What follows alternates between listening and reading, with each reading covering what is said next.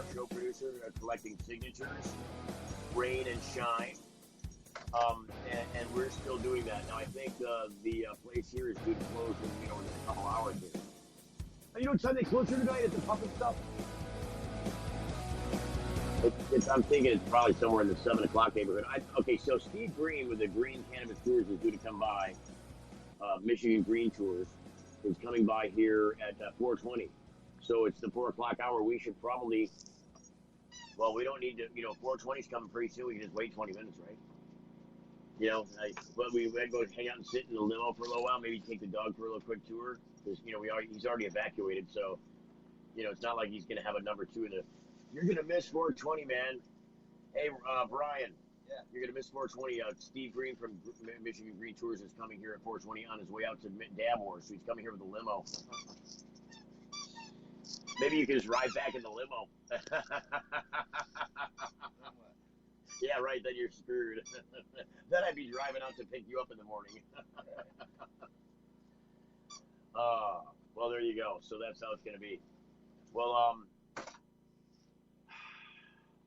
it's still food 30. It's just, did you never had a chance to go to the Speedway to see if we were in the printed paper? Yeah, that's okay. Interesting to see if we're in there for sure. Go because I'm gonna have we need to get gas for the cans. Yeah, because we're about out of that, aren't we? Yeah, I know we had to fill it up, and that other tank's probably getting on the empty side. Well, is there any fast food by the Speedway? Not that I saw. Oh, good Lord. Well, that's not good.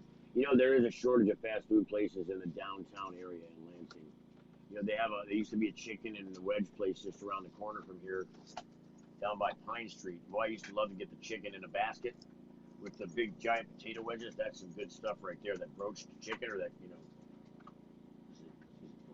it's roasted. I call it broached chicken. See how one word slurs into another when you're all tired? They can go up there, man. I know, but he's playing with his toy, and okay. He doesn't. Mr. Krabby doesn't need to be up there. Mr. Krabby don't need to be up there. Oh, she's so pretty. She's such a pretty girl, and she's so excited all the time. Okay, Google. So, Fast food in Lansing. Yeah, I remember when I lived out here, the closest place I could get fast food that was, McDonald's, or we had to go to West Saginaw. You had to go to West Saginaw down by the mall, or you had to go all the way down by East Lansing. Going into East Lansing, there's a Burger King and a McDonald's there. Fast food. Yeah, I can look up here just with a button touch. Boy, I'm running out of battery power. I should have been plugged in. I've unplugged for too long. Crap, I don't even know where the plug is. That's not a good sign. Well, if we run out of plug power, we're screwed. Where'd the plug go? Oh, the dog was over here trying to chew it up. Look at there. Oh, no, we can't have that. Oh, so I just felt there's no chew marks, so we're good to go there.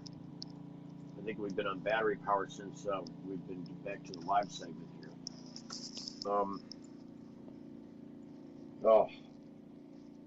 Well, so I was going to check the food thing. So I got to think this is one button touch here. Well,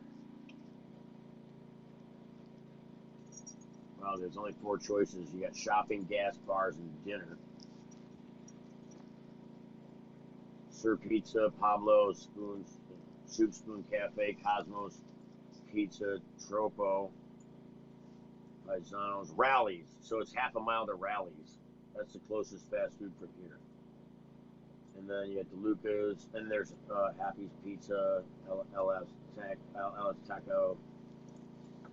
You got Clara's Lansing Station. Those are all just regular sit-down places. So yeah, the closest place within a couple of miles is going to be Rallies.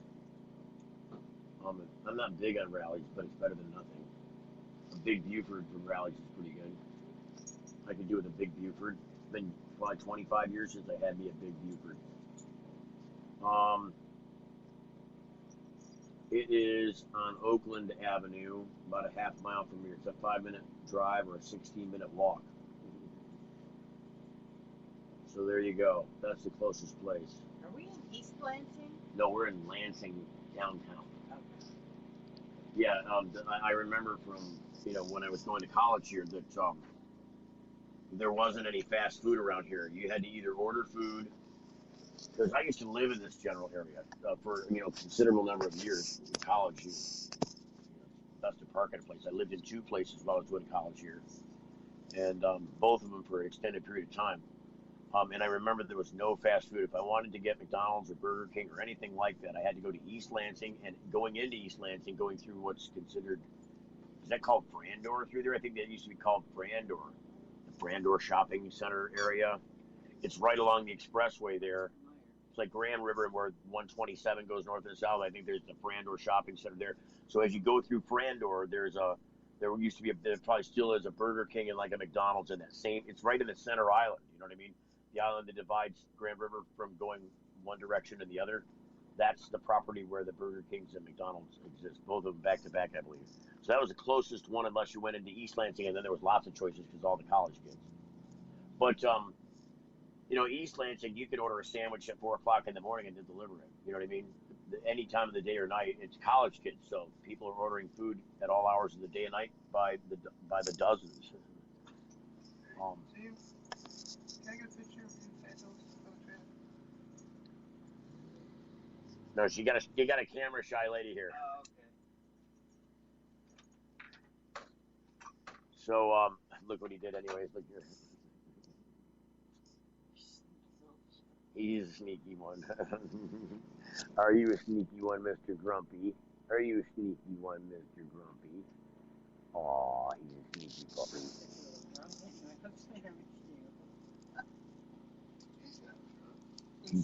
Yeah, he clearly is. um, he emptied a couple 24s into that cup while he was here, didn't he? And I think they disappeared just as fast as they went in the cup. I told Bobby I was going to be a little late. He said, cool. Oh, right, cool. I take advantage of daylight. Right on. Well, there you go. Hey, as long as you guys got it worked out amongst yourselves, I don't care what you guys do. I'm just trying to make sure we've got coverage. Um,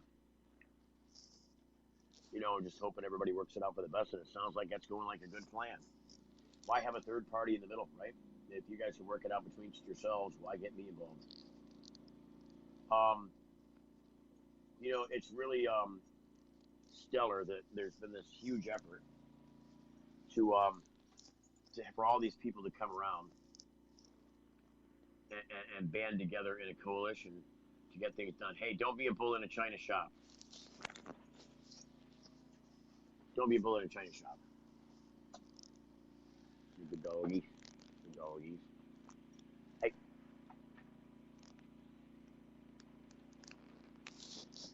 So now we're back in the circus over here.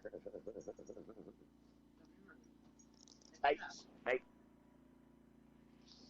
He's really respectful if you give him the three-finger poke. You give him the three-finger. Hey. He's the boy. Now Grumpy's going, hey, I'm going to sit right in front of him and look at you. Hey. I said, hey. I mean it. Behave. You can smell him once. You don't need to get the whole life story from the scent glands there. A couple of good sniffs is good enough. You want your toy? You can have your toy. There you go.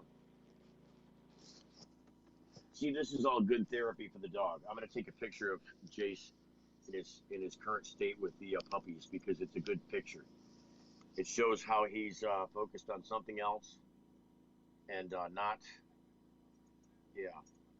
So part of what goes on here is this is, I called it reality radio because that's really what it is. Oh no, this is got to go the other way. Here we go.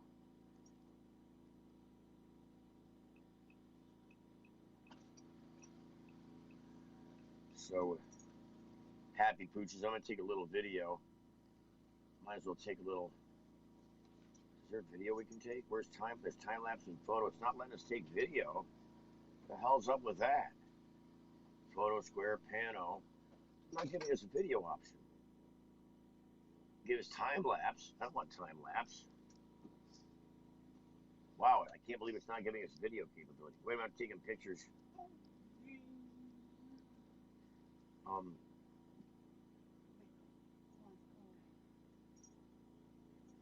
That's good enough. I wanted to take a little video. I don't know where the video camera went. High definition, HDR off, on. Why is it not giving me opportunity to do video? What the hell? If I close the camera and reopen it, will it give me video? It's never not let me do video. It has to be a glitch. It's just not letting me do it. I wonder if I'm eating up memory already. Something's not right if I can't take video with this camera. Maybe it's because I'm already streaming. That's why. I'm on the Skype, and maybe it's using resources with Skype I can't use. So, here's another picture. Oh, wow.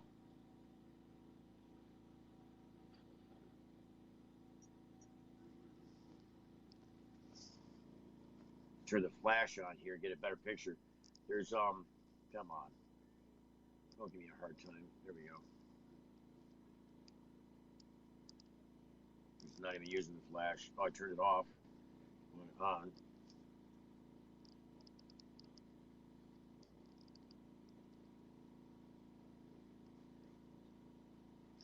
Boozling, hey, everybody look at me. Come on, everybody smile. Look at that. That's a perfect picture. Aw, look at this.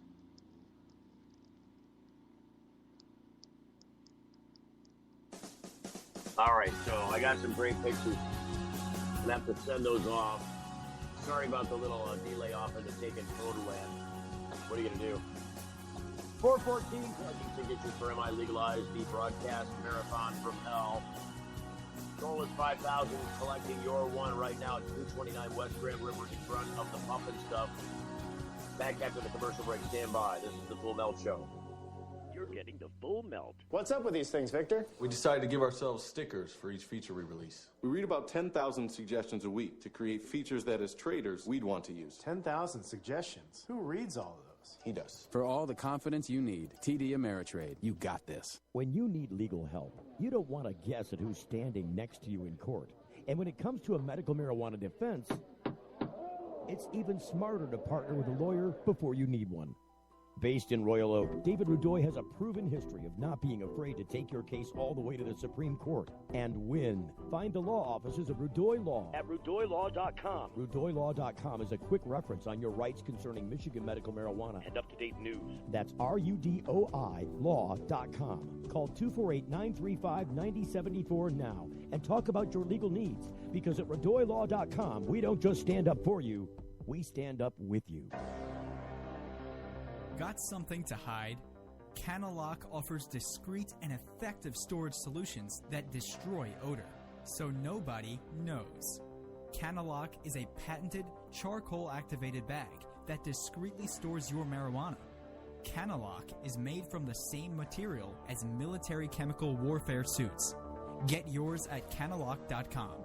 Visit Canalock.com to learn more about no-smell technology. Hey, it's Steve Green for the Sweet Leaf in Flint, because now getting safe access to medical cannabis patients in Flint, Michigan is never more welcoming. Presenting the Sweet Leaf, a brand new patient experience, bringing 12 carefully selected caregivers housed in 9 separate offices to distinctly assist you with their knowledge and reputation for excellent patient care. Classes and training coming soon in the large community room. Check it out in person, 400 South Dorr Highway, or call 810-259-2571. The Sweet Leaf Center in Flint, 810-259-2571. We ask people to tell us something that happened in their past and something that might happen in their future. The good things were put on yellow magnets and the bad ones on blue. The results show the past was a pretty even mix of good and bad, yet the future was almost all good things. Now that you've seen the results of this experiment, What does it mean to you? We all want to think about positive stuff. Realistically, there will be down times. It's great to think optimistically, but let's plan for whatever the future might bring. Prudential, bring your challenges. Introducing Sacred Element. A place for natural and alternative healing for the mind, body, and soul. Sacred Elements. It's one place, all solutions. Registered, licensed, certified, ordained. Sacred Elements. Massage, hypnosis, Reiki, Sacred Elements. raindrop, aroma and color therapy, body detox, ministry, life coaching, weight and nutrition counseling. Sacred Elements. Next to the Sweet Leaf, 400 South Door Highway, Flint. 11 to 7 daily, closed Sunday. Call 810-259-2570. It's the Full Melt Radio Show. Radio show. The girl in the pastry shop with the net in her hair is making a cannoli for you to take on your hiking trip in the woods with your bros that you've known since second grade. And you may encounter dragons or ruffians and be called upon to employ your testosterone in a battle for supremacy and access to females. You know, it's almost 4:20. It's 4:17 in the afternoon, and it seems like the Michigan Green Tours should be stopping by at any time on their way out to do the Dab Wars tour this evening. At least that was the plan that was in force last I checked. Now, why are not getting a charge? It seems like we should be getting a charge when you plug in. Power's been going down instead of up. Oh, it's because it wasn't plugged in all the way. It's still not getting. Well, it's still not noticing it. I don't know what to do. Now we go on to 18. There we go. Back to 19 when I plugged it back in. Good Lord. Oh, you got to watch all the plugs here. You just got to watch every plug all the time, lest you get your teeth in a ringer. Hey, are the cats doing okay, Bobby? Are the cats getting food and the lights are out, right? Yes, the lights are out. The cats are outside. I did feed one. You're gonna have to call those cats in to eat. They're not just gonna come. You can't just feed the one that's in the house. You gotta call them in. What do I do? Whistle? Just call them. Just make cat food noise sounds at the door. They'll come running. All right. Also, did Brian leave yet? He is not left yet. Hey, can you give him some money to give me? I don't get my check doesn't come for. I have no cash on me, Robert. Oh, all right. What's the problem? You don't have any cash. You don't have no cash. I can't hear you. Yeah, that's exactly it. Hello. Check. Money. There we go. Now I can hear you. Yeah, that's exactly it. You spent your whole $10? Yeah. Well, Robert, not the whole thing. Look, wait. If I don't have any money and somebody gives me $10 and I'm hungry, I'm not going to spend the whole $10 right now. I'm going to keep some so that I don't end up in this predicament. Robert, you took 25% of everything I got. All right, look, I still got some. Dude, it was a question, not so much a demand. Well, no, I'm just saying. You said you spent the whole $10, and I'm just saying, try and be a little bit metering with it. Don't spend the whole chunk. There's not much left to go around. So yes, I can send you $10, but dude, it's killing me. Right. I understand, though. I mean, I get the dilemma. I'd be in the same boat. I'd be saying the same thing. So I understand. But just try and meter those dollars out, dude. Get small, get dollar menu sandwiches. There's a way to eat cheap. You just can't just go get, I mean, I told you to spend the whole $10 on a sandwich delivery. You can't do that either. So whatever. Right on. But so yeah, try and get something that's efficient and fulfilling, but not dreaming. I won't eat the $4 chicken sandwich if I can get 4 $1 sandwiches and have 3 times as much food as the chicken sandwich. You know what I'm saying? I don't know. I'm not used to. I don't know what you. Sometimes there's some stuff that I'll eat you won't eat. Do you still eat meat? Are you still a meat eater? Yeah, I tried it. Right.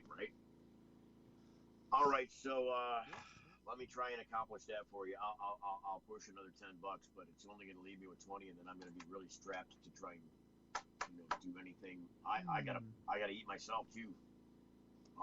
So hang on a second. Let me throw $10 your way, and then that'll help with your situation. Thanks for sticking out for a minute.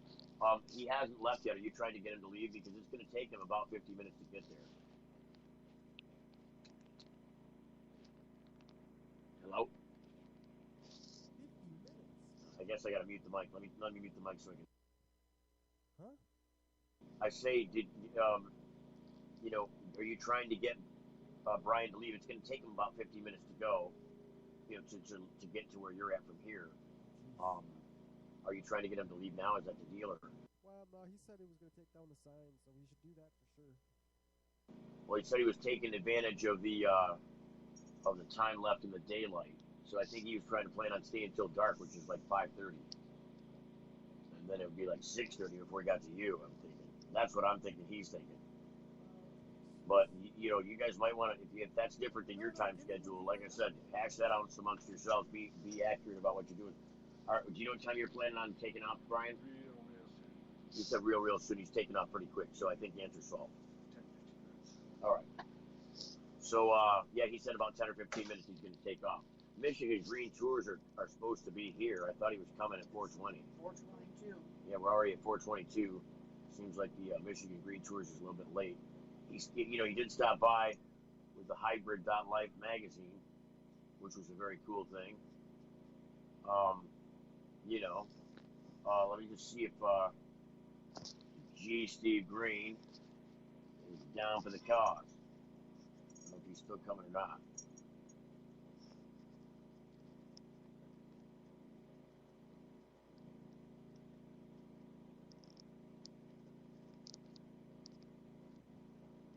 So I'm asking him if he's still coming with the limo at 4:20, or did you already make that route? So there we go. Wait for an answer back there. We're only a few minutes away from the daily Google Round News. What's that? This guy's like a magnet. These guys like a magnet. You learn to read people a little bit.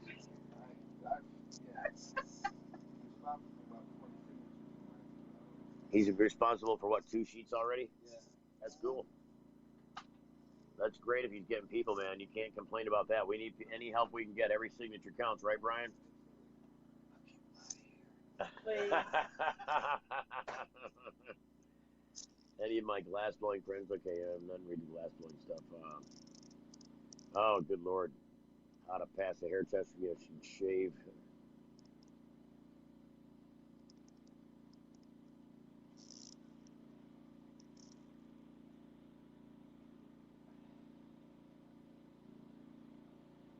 So the question was, does anybody know how to beat a marijuana hair test? And my answer to that question is yes. Shave, Britney style. There you go. Somebody said social media is a silent killer of job applications.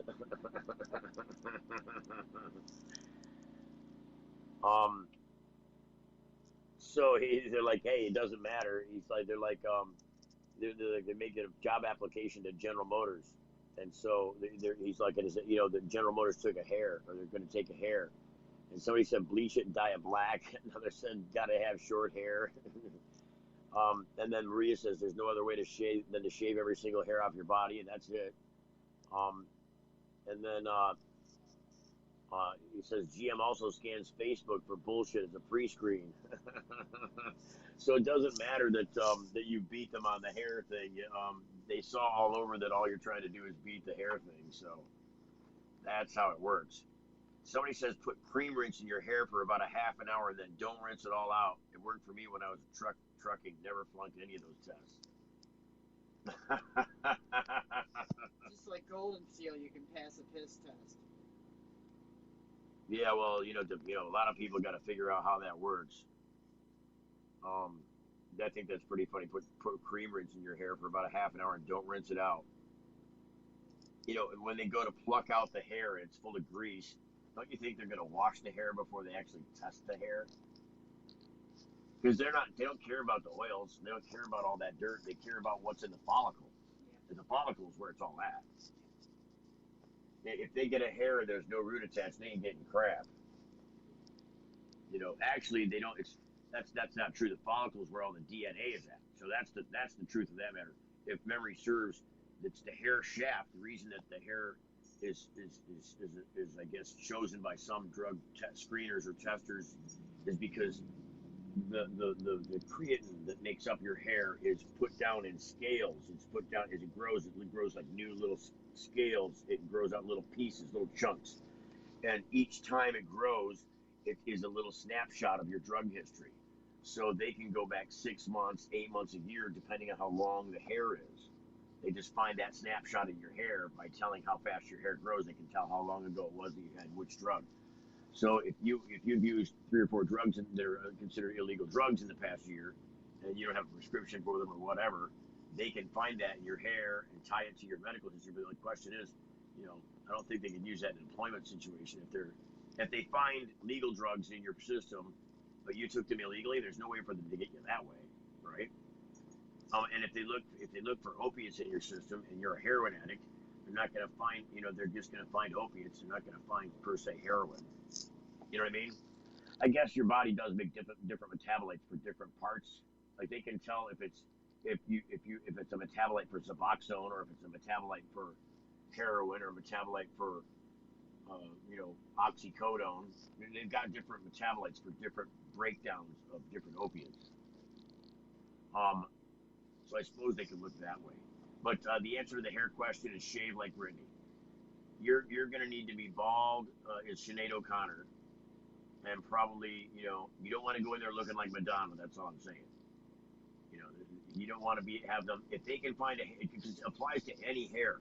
So if you go in there with pubic hair, if you go in there with leg hair, if you go in there with pit hair, if you go in there with butthole hair, they can take it and it'll work. But I'll tell you what, if I have my employer picking at my butt because I needed a job, I'd be like, look, I don't need your job. If you got to pick my butt to figure out whether I can work here or not, I don't need your job. Look, there's certain forms of disgrace and humiliation that I will not go through for a job, and picking at my butt for hair is not one of them. Or is one of them, I should say. That's one of the things I will not do. I didn't say it wouldn't be fun. I'm just saying that I wouldn't do it. So there you go. So the bigger, grander scheme question is, I really want to know a couple of things. I don't think I've gotten any word back from G. Steve Green. And the Green Tour is late, but it is a marijuana tour, so you might have to. I'm just saying, if they're saying it's 420 on the marijuana tour, it might be 450-ish. Who's placing bets on what time the limo shows up? I'm putting it all on black, and I'm going to let it ride. So we'll see what happens. I think they'll show up. Actually, technically, if you ask my honest to goodness opinion, he asked me, he said earlier in the day, he said, and I was on the air, so he didn't get a chance to say anything, but he texted me on Facebook, and he said, look, you mind if we bring the Michigan Green Tours by to do our thing, and to have a conversation about, just come out, we'll come by at 420, And I was like, yeah, sure, that's great, that'd be awesome. And then I was talking to somebody, and I saw him standing at the door with a Hybrid Life magazine, and so he handed me the magazine, and I nodded at him. He didn't want to talk on the air apparently, so he walked off towards the dispensary. But I'm pretty sure he wasn't here with the Green Tours. I didn't see a limo in the lot. And he just lives around the corner from here, so it's not too far for him to get over here. But it was also a long ways away from 420. This was several hours ago when he came by. This is before I took a nap when he came by, right? Yeah. And and my nap was a 2-hour nap, or at least a 2-hour attempt at a nap. It was like a half-hour nap, but it was good enough for me. At least I'm not, cross-eyed again, at least at this moment. But so I'm trying to see if indeed he already came by, but just came by a lot earlier and didn't bring the tour bus, or if he was just pulling my leg with the tour bus. Trying to figure out if he's still coming by, or if he already made his round. You know what I mean? He did stop. I just don't know if that was the stop that he intended, to be the stop we talked about. So I don't know. It gets convoluted and confusing after a little while.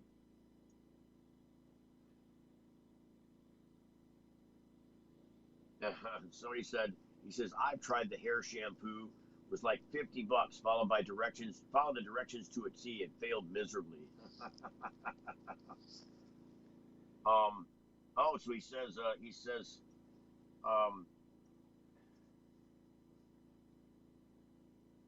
So he says, he says we're headed there. This is how to respond. Headed there. I said, oh, great. A thumbs up, and then I did the happy dog. So, I guess we can anticipate that there will be some people at the door here soon. Wonder if anybody has not signed the petition. Maybe we can get a quick 10 signatures on that petition just like that. You know, I don't know how many people fit in that limo, but I'm pretty sure it gets 10 and then it goes. You get more than 10 people in a limo, and it gets, you know, to be more like a locker room. Less like a limo, more like a locker room. Hey, the Michigan Green Tours bus is about to be here any minute. There's limos stopping by right now. You want to step on board the limo and check it out for a minute? So I think that is the game plan. That's what we're going to do. I am not drinking this again. Jeremy? I'm just kidding. There, you think there was a mess when the dog did his thing. I was going to, you know, I asked if she wanted the triple dog Jeremy to drink the liquid ashtray. You know, it's one of those paper cups. It's like a Dixie cup, so it's getting kind of soft. Is it? It's not too bad, actually. It's pretty good shape, actually. You know, it gets really soft when you touch it and it starts to cave on the sides down by the bottom where it's supposed to be supportive. It's not like that at all yet. It's still pretty papery. Those are pretty strong Dixie cups because that's been full like that for most of the day, and then I poured pop in it after I spit that stupid cigarette out. So that's the thing that I don't think I said on the air. So we got the pop. I think I was mentioning it to people in the room and also vicariously mentioned it to people on the air. Like I said, reality radio, folks, that's what this is. You're getting a view into the window of what it looks like to, you know, and feels like to live in a mobile home or a travel trailer, as it were. I live in a mobile home. This is a travel trailer. Big difference. The travel trailer is way nicer than the mobile home. I'll just say that right off the bat. But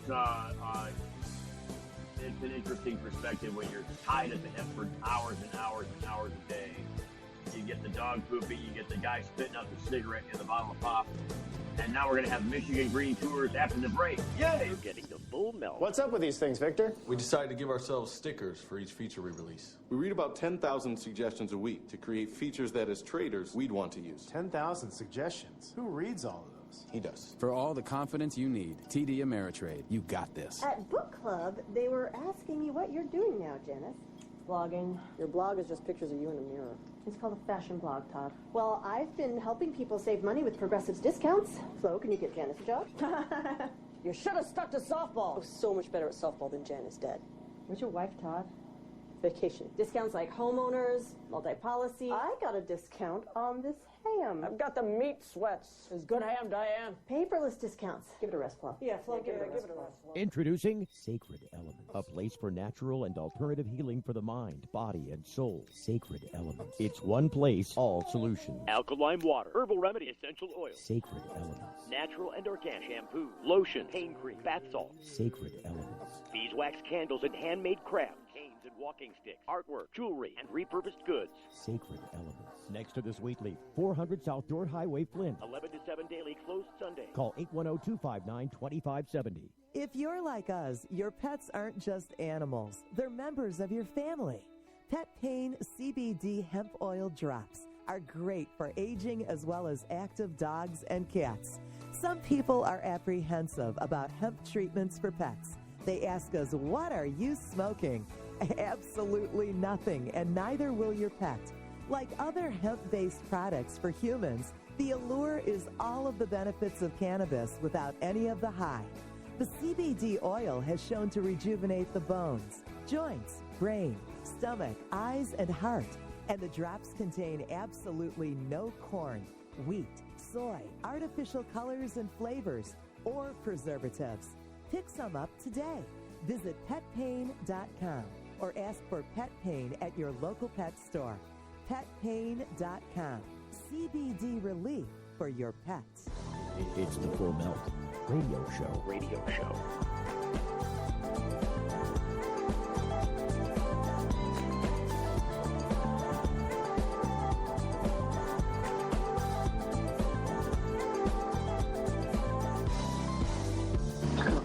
How's it going? Fucking do me, brother. I was gonna go. The green tours, the other bus burned down. Oh, the jam burned down. How did it burn down? Not us. I wasn't you. It was the punks, I tell you. That's we're on the Michigan Green Tour. Hey, how's it going? Hey, good to see ya. Big hugs. Big hug, how you been? Good to see ya. MiLegalize, hell yeah. Michigan Green Tour tourist. We're here broadcasting live on Step on the Bus. This is the little tour. We have a little tour up on the bus. Look at this. Boy, we are packed up in here, aren't we? So give a big rally howl. Hello. Hello. Yeah, that's what I'm talking about. So we've been out here collecting these MiLegalize signatures for, I don't know, too many days and nights now. We're about to move to Lansing tonight, so thanks for swinging by while we were still here. Has everybody signed the petition, right? All of it? Yeah. So we were hoping like 10 people who didn't sign it maybe would. Awesome. So I'm going to take a seat for a second.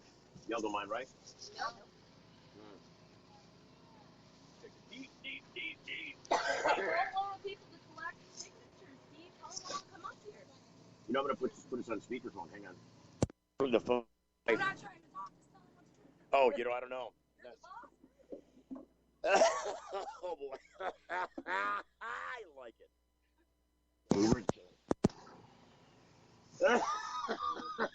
So you're on the tour. Everybody say hello to Brian Cash. How you doing? Good, how are you? Hey, there she is. Josie, I didn't see you over there in the corner hanging out. You're so little over there hanging out in the corner. It's like you're a snake and it bit me.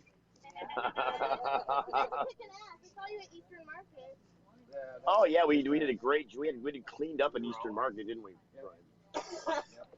So we're right at 4:38. Boy, we got a nice long break here. So I'm gonna put the field headphones back and be myself.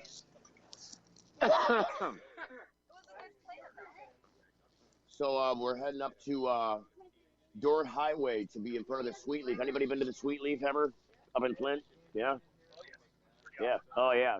Florida Bob up there, Sweetleaf, and then also they got the Sacred Elements up there. That's a great little shop.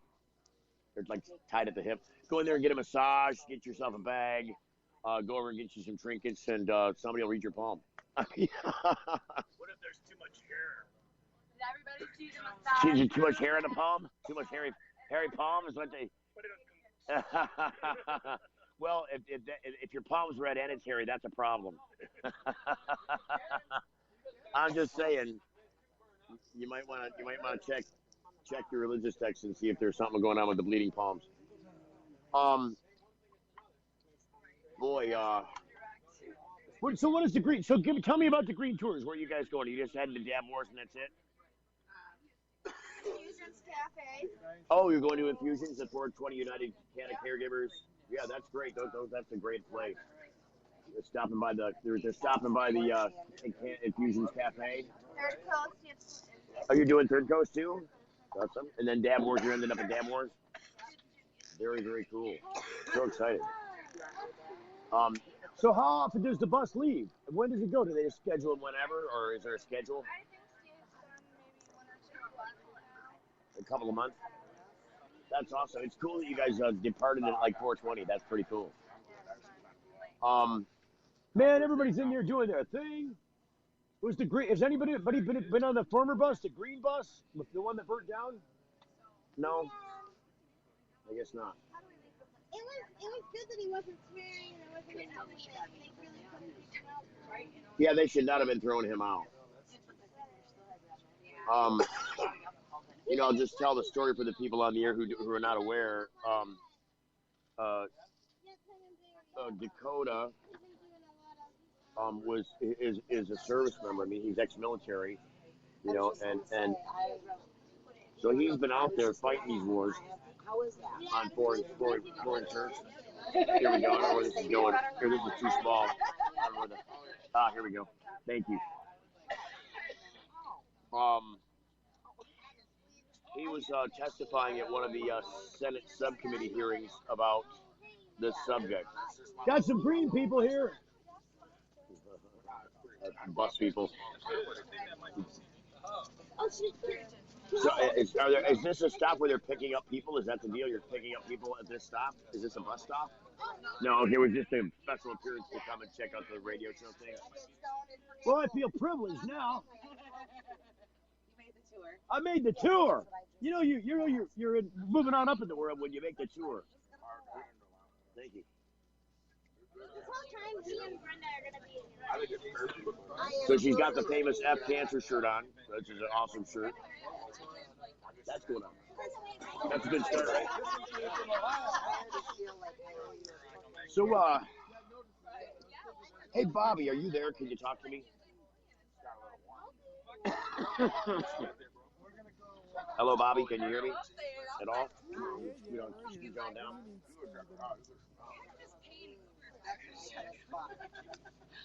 Boy, nobody can man spread up in here, can they? Cause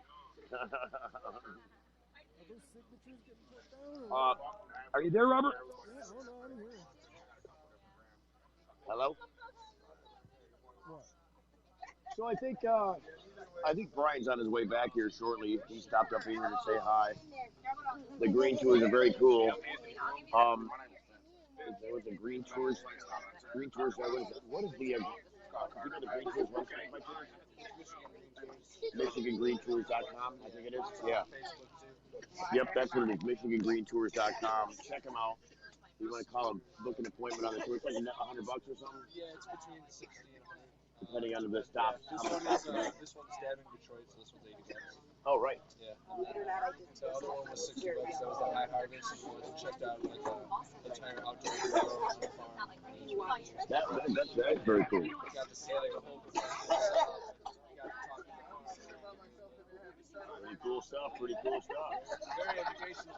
Yeah, good. You know, what I call immersive. You get immersed in it. That's how I like to learn. You get immersed. Get dipped, as it were. Get wetted. So, I don't know when they're planning on taking back off, but I'm sure it's not too much longer from now. Who was? He was looking for me.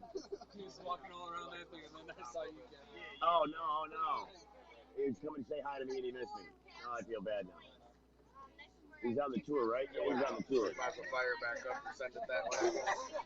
So, yeah, the broadcast came on the bus. This is one of the great things about being a mobile broadcaster. You can go anywhere.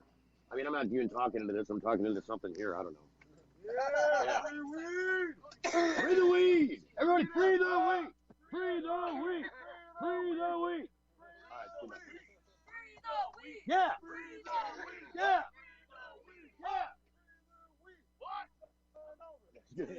Move your ass! Well, I'm not a part of the tour, so I got to give up my butt seat. I kept the spot warm for somebody, though. Boy, it's a little friendly in here, I'll tell you. Just saying. All right, you guys, well, thanks so much for stopping by. It's a great little tour here. I appreciate that. Very, very cool. We needed that little session. Tell Dakota we're behind him. We're behind you, too. You know that, Josie. I love you guys. I love you, too, man. Why did I say bye? You left before I said bye. No, did he go? Brian's right here. Bye, Brian. Josie wants to say bye, Brian. I love you. I love you. How awesome. We Thanks, love guys. you, MiLegalize. Be good, man. That was very fun. That was a very cool little pass-through. Interesting stuff. You know, that's what I call the party bus right there, I'm telling you. All right, so Robert, heads up. He's jumping in the truck now to heading on back. So 50 minutes from now. So, you know, not too bad, actually. He said he'd be there at 5. It's probably going to be like maybe 5:30, somewhere in that neighborhood before he gets back there. I'd say he's pretty much on target. Oh, you missed the Michigan Green Tours bus. You should have went out there and jumped on the bus. The whole tour. Oh, well, you know, we can always stick him outside for a minute. No big deal there, that's for sure. Oh, that was fun, just hanging out with them. Boy, it was a little friendly, though, I'll tell you. A little friendly up on that bus. Standing room only on that bus. If they tried to squeeze any more, there would be no more room. You know, I had to give up my seat just to let the people get back on the bus. So, and I was about to form an ass groove there, so. Not trying to do that. Are these all full ones up here? They're partially full. There's some that have some, just individual signatures on them. All right. Well, these are full that were laying down here, so I'm going to put them up here. Okay, cool. And there was a guy from the bus that needed wanted to sign, and I couldn't find an Ingham, so I just gave him a blank one to sign. And for Ingham? Yes, for Ingham. Okay, cool. There's a pen. So, and I didn't want to write anything on it. So. Yeah, no, that's okay. We'll just put Ingham on there because that's what it is.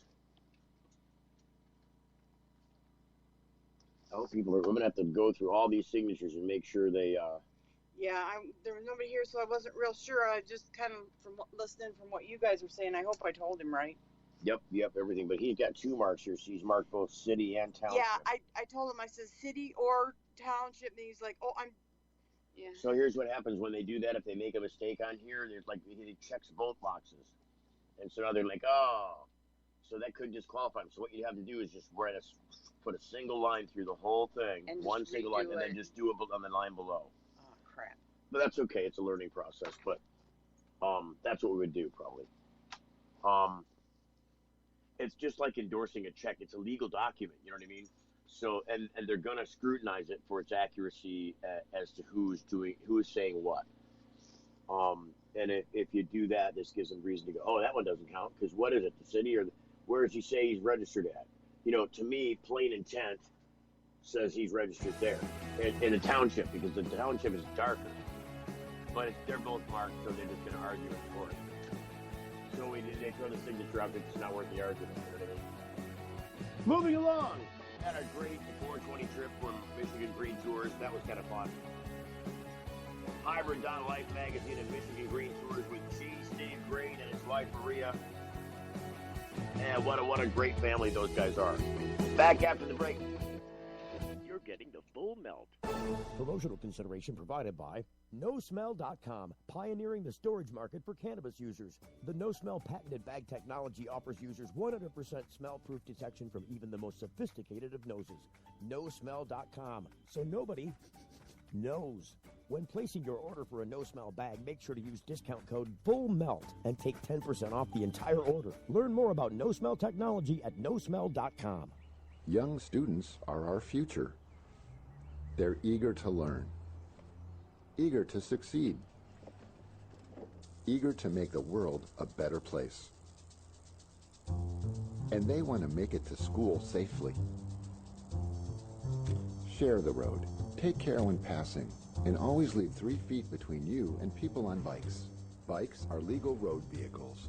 We're all drivers. Hey, it's Steve Green for the Sweet Leaf in Flint, because now getting safe access to medical cannabis patients in Flint, Michigan is never more welcoming. Presenting the Sweet Leaf, a brand new patient experience bringing 12 carefully selected caregivers housed in 9 separate offices to distinctly assist you with their knowledge and reputation for excellent patient care. Classes and training coming soon in the large community room. Check it out in person, 400 South Door Highway, or call 810-259-2571. The Sweet Leaf Center in Flint, 810-259-2571. Imagine a world where patients can use marijuana like any other medicine. The Marijuana Patients Organization challenges the status quo by helping our neighbors to enjoy a better quality of life. Visit the MPO at marijuanapatients.org and enjoy informative articles, engaging debates, and information about treatments, doctors, and dispensaries in your area. Over 50,000 people have registered at marijuanapatients.org since 2010. Join us at the Marijuana Patients Organization today, marijuanapatients.org. When you need legal help, you don't want to guess at who's standing next to you in court. And when it comes to a medical marijuana defense, it's even smarter to partner with a lawyer before you need one. Based in Royal Oak, David Rudoy has a proven history of not being afraid to take your case all the way to the Supreme Court and win. Find the law offices of Rudoy Law at RudoyLaw.com. RudoyLaw.com is a quick reference on your rights concerning Michigan medical marijuana and up-to-date news. That's RUDOI Law.com. Call 248-935-9074 now and talk about your legal needs, because at RudoyLaw.com, we don't just stand up for you, we stand up with you. If you're like us, your pets aren't just animals. They're members of your family. Pet Pain CBD hemp oil drops are great for aging as well as active dogs and cats. Some people are apprehensive about hemp treatments for pets. They ask us, what are you smoking? Absolutely nothing, and neither will your pet. Like other hemp-based products for humans, the allure is all of the benefits of cannabis without any of the high. The CBD oil has shown to rejuvenate the bones, joints, brain, stomach, eyes, and heart. And the drops contain absolutely no corn, wheat, soy, artificial colors and flavors, or preservatives. Pick some up today. Visit petpain.com or ask for Pet Pain at your local pet store. Petpain.com. CBD relief for your pet. Introducing Sacred Element, a place for natural and alternative healing for the mind, body, and soul. Sacred Element. It's one place, all solutions. Alternative healing services, specialists, natural and health goods. Sacred Elements. Classes and training, healing circles and group sessions. Sacred Elements. Belly dancing, yoga, meditation, and crafting. Sacred Elements. Next to the Sweet Leaf, 400 South Door Highway, Flint. 11 to 7 daily, closed Sunday. Call 810-259-2570. It's the Full Melt Radio Show. Radio show.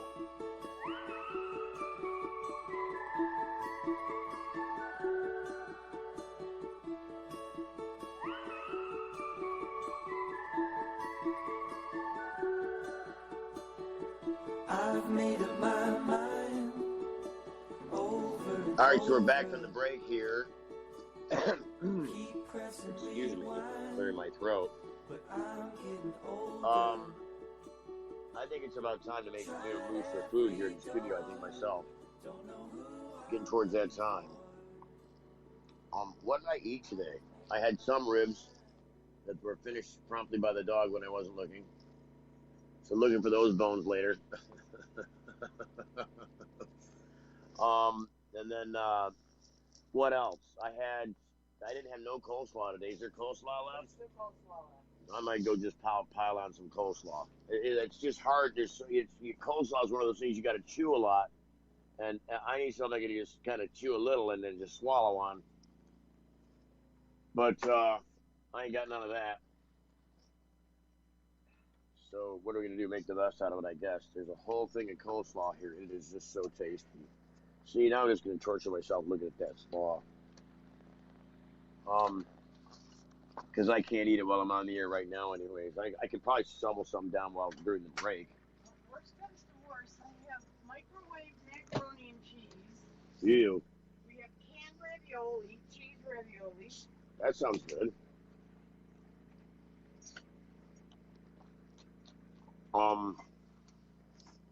Good with any of that. Cheese ravioli is pretty tasty. Heck yeah. That little microwave. What are you microwaving it now? Oh, I have plastic stuff to microwave in. I have all kinds of beans. No. Keep the beans away from me and the dog, please. No beans for the dog.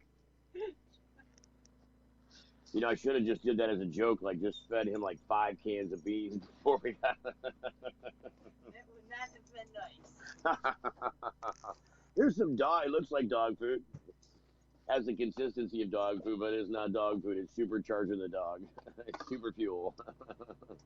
Cool, thank you. Oh, we have a lid for it? Oh, probably some, I don't know. I cover it with paper towel. Okay, that'll work. Thank you. This is, better than waiting for show up. That's probably not going to show up. Hey, if you want to send us food, I'm not going to bitch. Anybody wants to send us food on the radio, I'm not going to complain. There's a stubborn one on the bottom there. There it goes. Yeah. It's the trash can's in the sink. Oh, no, I just got the sides all nasty up. Okay, Steve. You know, so, I don't know. To me, it wasn't worth all this scraping. There's nothing coming out of there. Yeah, that wasn't worth it. All right. Luck. Yummy. That's going to be something. Man, I can't believe I gussied this all up. Oh, I mean, I mess out of it. Now I gotta take a paper towel to the trash bag. I mean, How disposable have we become in society that I'm cleaning up the trash bag with a paper towel? You're gross. You know, better now than later, though. I'll tell you what, because this would be nasty later. All right, I don't know what that is. Oh, I touched the inside. Oh, I'm grossed out now. Ew, yuck. Yeah, note to self: don't wipe trash bags with paper towels. I almost dropped the entire paper towel roll into said ravioli. Ravioli's always the best of you. I think they put some little sugar in that ravioli. I don't need 2 of these. 1 is good enough. I'm complaining about being a disposable society. I'm afraid the paper towel's going to fall into the ravioli. That's what I'm always worried about, though. Because then you got a same mess that I just created over here. Wiping the bag with paper towels. So let's put it in there for like, I don't know. Put it in for like,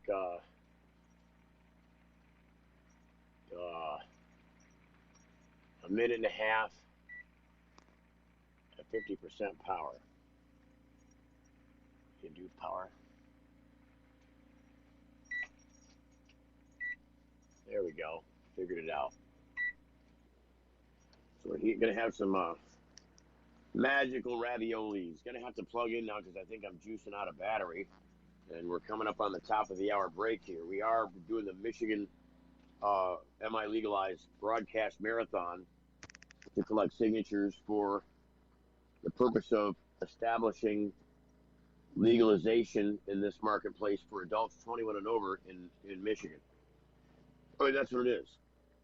This is and this, if we do this, and we're going to, it's going to be historic the way that things follow through. Hey, pretty soon we're going to be able to come back off that. Pretty soon we'll be able to come back off the generator and go back to regular electricity. That's going to be a bonus of staying here for the night as well, isn't it? Because otherwise we probably plugged in a generator all night out at the Sweet Leaf. Oh, yeah. I keep holding the phone to my face like it's going to make a difference. Have we managed to stay connected pretty well, Robert? We haven't had any audio quality issues? It sounds good. It sounds probably about the best as it's been. Really? Oh, I How did the Green Tours part come across? Was that fun? Billy? Did you listen to the Green Tours? Billy? Are you talking about when all the people were around? You're fading out on me. You're going to have to be a little louder in the mic. What's your question? Did you listen to the Michigan Green Tours part of the broadcast? Yes. What did you think of that? Did that come across good? Oh, the audio quality was decent.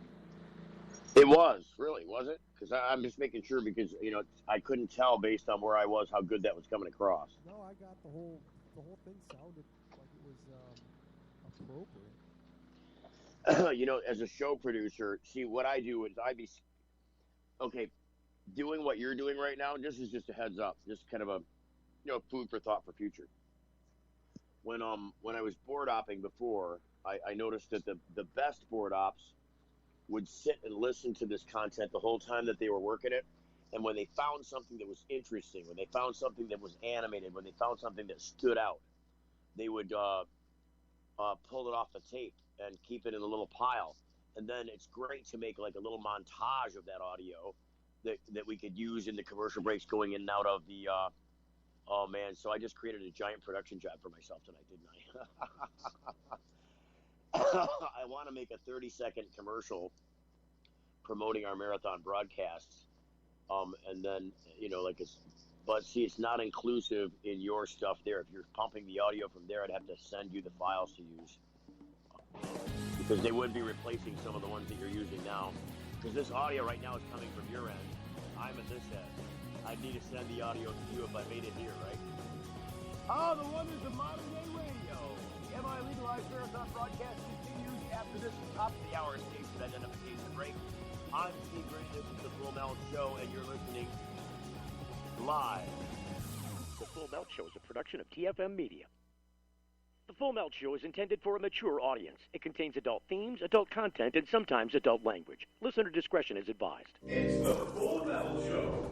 Are you high? What are you talking about? It's the full melt. The Full Melt Show. A marijuana discussion about news, culture, politics, and lifestyle. FullMelt.com. Toll free. 844-420-TALK. 844-420-TALK.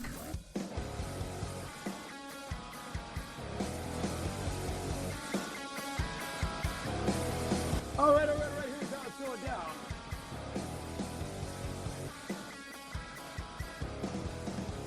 I've got the master game plan. Right now, the master game plan is not to get rained on while I go from one side to the other. I got to finish closing the door all the way. Boy, we are getting a good little rain patch here. This is not the optimum. Maybe I'll wait until they finish this smoke. Having second thoughts about walking across the street in the rain. I was just going to head on over there, but it's a little rainy. Hey, get in your spot. Why are you down here? Get in your spot. You stay in your spot. Boy, that dog likes to disobey as soon as I leave. As soon as I go somewhere, doggy says, "Oh, I'm going to do this." So, yeah, that's not a good idea. I'm going to have to put something on my head. Boy, I really wish I could find that stupid hat. It's probably just alongside on the ground over there somewhere or over here. Or the dog ate it. Might be looking for that later with the pork bones. You look down between the couch and the wall over there? Yeah, I didn't do that probably. I don't know. Yeah, I don't know. Probably got to dig a little deeper. It's probably the same place that crazy air thing is, or the yeah, it's with the jetpack. So, not seeing it on the floor over here, on the side over here.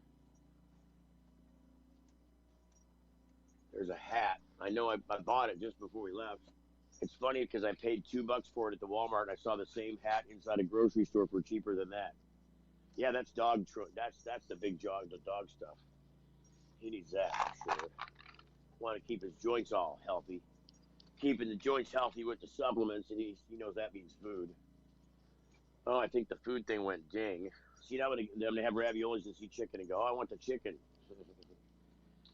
Can't believe Bobby dug into my pocket for 50% of what I got today. Well, if you want it back. No. What would you say? You're going to pay it back? Yeah. Hey, well, there you go. Well, I ain't going to complain about it then. I don't mind feeding the brother anyways, man. You're working hard, rolling up your sleeves. You could be doing other stuff, but you're here doing this instead, and I appreciate that. You know, we value what you and Brian do, and all the other people that help make this come together. Janine's been a tremendous asset here because we wouldn't have any shelter under this rain and any warmth and any light if it wasn't for this fabulous trailer that she donated for the purpose of using it for this broadcast. I mean, that's very cool. What'd you say, Robert? Dude, damn it! How come I have to repeat myself so much? I don't know. I couldn't hear you. I couldn't hear you. Ugh. It's frustrating, isn't it? It is. It's like I can almost Bobby doesn't say "damn it" often. Bobby's. Repeat Oops. myself. Anyway, I said we appreciate you too. Oh, well, that's very cool. See, that's the thing is I'm in a state where right now you have to overpower my microphone in order for me to hear you. So you got to be really loud on the microphone at your end just so that I can hear what you said. That's why you're probably experiencing that. You're probably saying it, it's on the air, but I can't hear it. Odd. Oh, I see. Well, wait. You know, this microphone, maybe it's directional or something. It is. You have to talk directly into it. It's what's called an omnidirectional microphone, which means it picks up from all directions, but you have to be very close to it for it to hear anything. Oh. Yeah, you can't keep it away. You can't keep it down by your chest and expect that it's going to hear much. It's going to be very faint. You got to talk directly into it, like almost putting your mouth on it. Right on. Yeah, see, now I can hear you perfectly. Oh. Oh, God, now we're going to hear Bobby all the time. Test. Testing. Yeah, see, now he knows how to do it. See, that's test. the deal. I still feel weird because I'm still holding this phone up to my face like I'm talking into it. I'm not. I'm talking into, basically a lapel mic. The same kind of thing that you would talk into if you're doing stand-up for a news live shot. They set up a reporter out in front of something. They call it a stand-up. And, if I was doing a stand-up for my own recorded piece from earlier in the day or something, they would use a lav mic. A lot of those reporters nowadays use lav mics. Some of them still have the handheld with the big logo on it. Those days are going to go by pretty soon. I think the millennials, when they take over TV production, those things go by the mic flags. They won't go away in big network television because that's still highly competitive. But I think some of the more savvy local TV producers will get rid of the big mic flags and just use lav mics because the lav mics have come a long way. Even in I don't know, they've been around forever. They've been around since the old lav mics used to be big. They used to be huge. Like you could see that thing pinned to your shirt. It's a big giant, like it's the size of a pen, but it's fat. Nowadays they're really tiny. They're called condenser mics, but the spectrum on them, the audio spectrum on them is a lot better than they used to be. They used to be really tinny.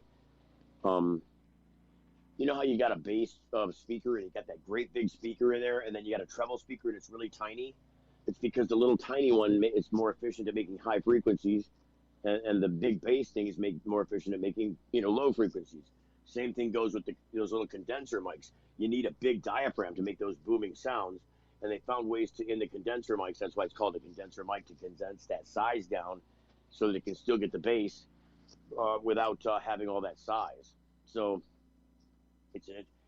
these big microphones like we use in the radio, even the microphone that you're talking into there, that thing's got a diaphragm about the size of a silver dollar in there, so you're getting that nice rich bass when you talk into it. But those little condenser mics, it's hard to do that with. So they get some special technology they deploy to make it work better. It's pretty cool. Have you seen the little suction cups you can stick on windows and turn them into big giant speakers? Have you seen those? What? Yeah, they've got speakers that are just basically suction cups, and so you can put them on almost anything, and it'll turn them into speakers. Because it just vibrates the wood or it vibrates the plastic or whatever you put it on. You can't put it on something soft and ripply or something muffly. You got to put it on something firm. But it'll turn your car windows into speakers for sure. Pretty cool. Like you pull it off the window and you can't hear it. It's really, and you plug it on the boom boom boom boom boom boom boom boom boom. It's loud. That was my strange rendition of what a radio sounds like when you're tuning. I guess I don't know. I didn't say I had a grand scale idea. Well, does it have to work that way, or can it work a different way? What's that? Does it have to work that way? No, it doesn't have to work that way. It was just my rendition of how it may work. Oh, I see. Well, it got a little colder outside. I'm going to walk across the store and get smokes with my now half a paycheck. Did you guys get rained on too? What's that? Did you guys also get rained on? Oh, we're getting rained on horribly. That's what I'm saying. Those cats will come in. If it starts raining hard, they won't come in. You got to kind of call them in and then just make them stay in. They'll go in. They'll come in and eat and then want back out again. You just can't let them back out. Right on. They're all like, "Oh, he's wise to us too." Well, yeah, cats don't like to be around me or something. I've repelled them. It's probably because they're allergic to you, Bobby. Right. I've got an aura of non-catness. You don't have a cat-friendly bone in your body, do you? You're like, "Hi, kitty. Okay, goodbye. Get out of here." Kittiness. The cats are just as much fun as the dogs. They just are fun in a different way, I suppose. Man, I had a nice, cool scarf. Now I'm missing the scarf. Is missing again. I was wearing it here. Yeah. And it's not here no more. Okay, I'm looking for now. Yeah. Well, this is not good. Not finding the scarfage. How could it just disappear like that? It's so confusing. Just don't know how it can happen. Well, I was going to wrap myself in scarfage so I could go across the street to get smokes because it is raining and a little wet. But under here, are you sleeping under the scarfage? Might be dog hiding the scarfage. There's got to be something going on. Oh, no! What is that? What is that? What are you doing? What do you do here? This is my mother's, and this is irreplaceable. He's destroyed it. This is like a $600 or $800. It can be fixed, I'm sure, because it's a patch here, and he didn't hit the letters, but still, You don't eat now. You know, bad dog. And he was sleeping on the scarf. He just, he'll start to go across and chew. What is that? What did you do there? What is that? No, bad dog. That's 2 things of mine he's chewed on now. I should have rolled that up and put it up. That's hindsight, my fault. But now I'm going to have my mother repair that. That is a very expensive personal quilt that was handmade about the cats that I have. And it was a grand birthday present. It took forever to make, and now it's got a glaring giant. Yeah, that's so not good. Oh, she's going to be mad about that. You can't give me nothing good because it gets destroyed. Oh, I'm so mad that you just that's my blanket. What is that? You, shame on you. You chew on this. You chew on that. You chew on that. Well, now he doesn't want to chew on nothing. He's like, oh, my jaws get me in trouble. So now I know why this dog's nickname was Jaws. It wasn't because he was going to bite you. It's because he chews up everything. He's got the exploding dog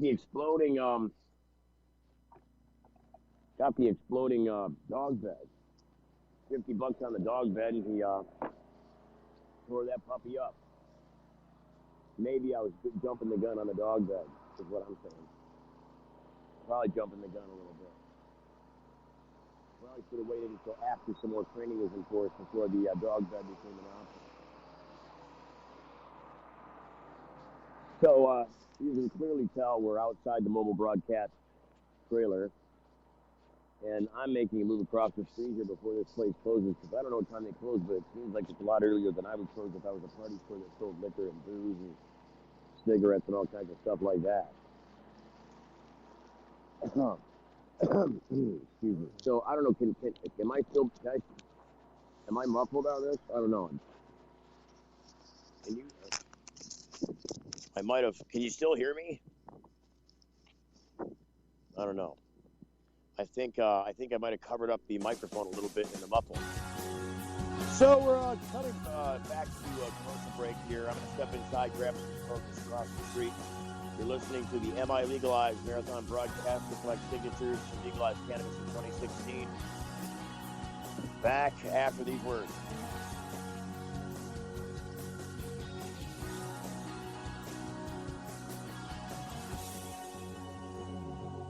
You're getting the full melt. Promotional consideration provided by NoSmell.com, pioneering the storage market for cannabis users. The NoSmell patented bag technology offers users 100% smell-proof detection from even the most sophisticated of noses. NoSmell.com, so nobody knows. When placing your order for a NoSmell bag, make sure to use discount code FULLMELT and take 10% off the entire order. Learn more about NoSmell technology at NoSmell.com. Got something to hide? Canalock offers discreet and effective storage solutions that destroy odor, so nobody knows. Canalock is a patented charcoal-activated bag that discreetly stores your marijuana. Canalock is made from the same material as military chemical warfare suits. Get yours at Canalock.com. Visit Canalock.com to learn more about no-smell technology. When you need legal help, you don't want to guess at who's standing next to you in court. And when it comes to a medical marijuana defense, it's even smarter to partner with a lawyer before you need one. Based in Royal Oak, David Rudoy has a proven history of not being afraid to take your case all the way to the Supreme Court and win. Find the law offices of Rudoy Law at RudoyLaw.com. RudoyLaw.com is a quick reference on your rights concerning Michigan medical marijuana and up-to-date news. That's RUDOI Law.com. Call 248-935-9074 now and talk about your legal needs, because at RudoyLaw.com, we don't just stand up for you, we stand up with you.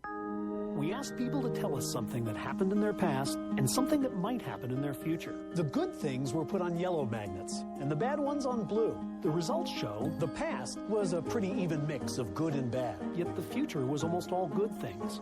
Now that you've seen the results of this experiment, what does it mean to you? We all want to think about positive stuff. Realistically, there will be down times. It's great to think optimistically, but let's plan for whatever the future might bring. Prudential, bring your challenges. It's the Full Melt Radio Show. Radio show.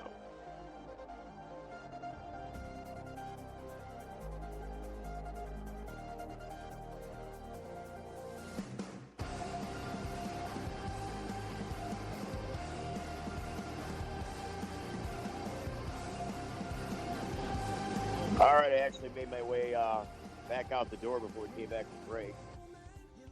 Yeah, boy, I'm not going to survive out here this long. I don't know. I got to restock some bondage here somehow. Good Lord. I did manage to get me a crispy, crunchy chicken biscuit, though. It's got honey butter on it. Yummy. Love me. That's some crispy, crunchy chicken honey biscuit. They said they were, kind of old. They were getting a little dried out, so it's probably more a dog biscuit than a people biscuit. But what are you going to do, right? Have you signed the petition to legalize cannabis in 2016 yet? We're got a petition drive over here to sign the petition to legalize marijuana in 2016. If you haven't signed it, we're right there. No, you want to sign it? I got my card. Yes, well, come on over and sign it. It's always Merry Christmas to you. Oh, Merry Christmas, man. Oh, that fucking hurt. Oh, that hurt. Did I hurt you? Yeah. That's all right. Don't worry about it. Your hand hurting? Oh, yeah. My whole body. Oh, no, that's not good. I'm sorry. I did not mean to squeeze your hand. That's all right. I was always taught a firm handshake and look him in the eye. Exactly.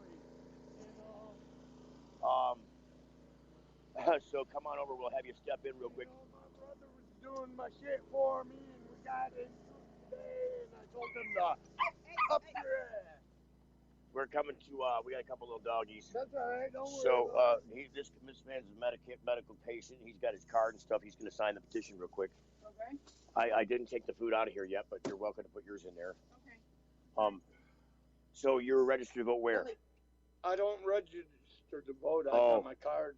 My medical No, you got to be a card. registered voter to sign it. Sorry about that. You got to register to speak your word, man. Fuck that voting shit. My word never meant nothing to nobody else. So. Well, it does here. It means something here. There's a good example I got of it. my medical card, so. Yeah, well, this will be for everybody, and then you don't have to worry about protection for a medical card because you'll take all the crappy laws away that you can't punish you. I ain't never voted.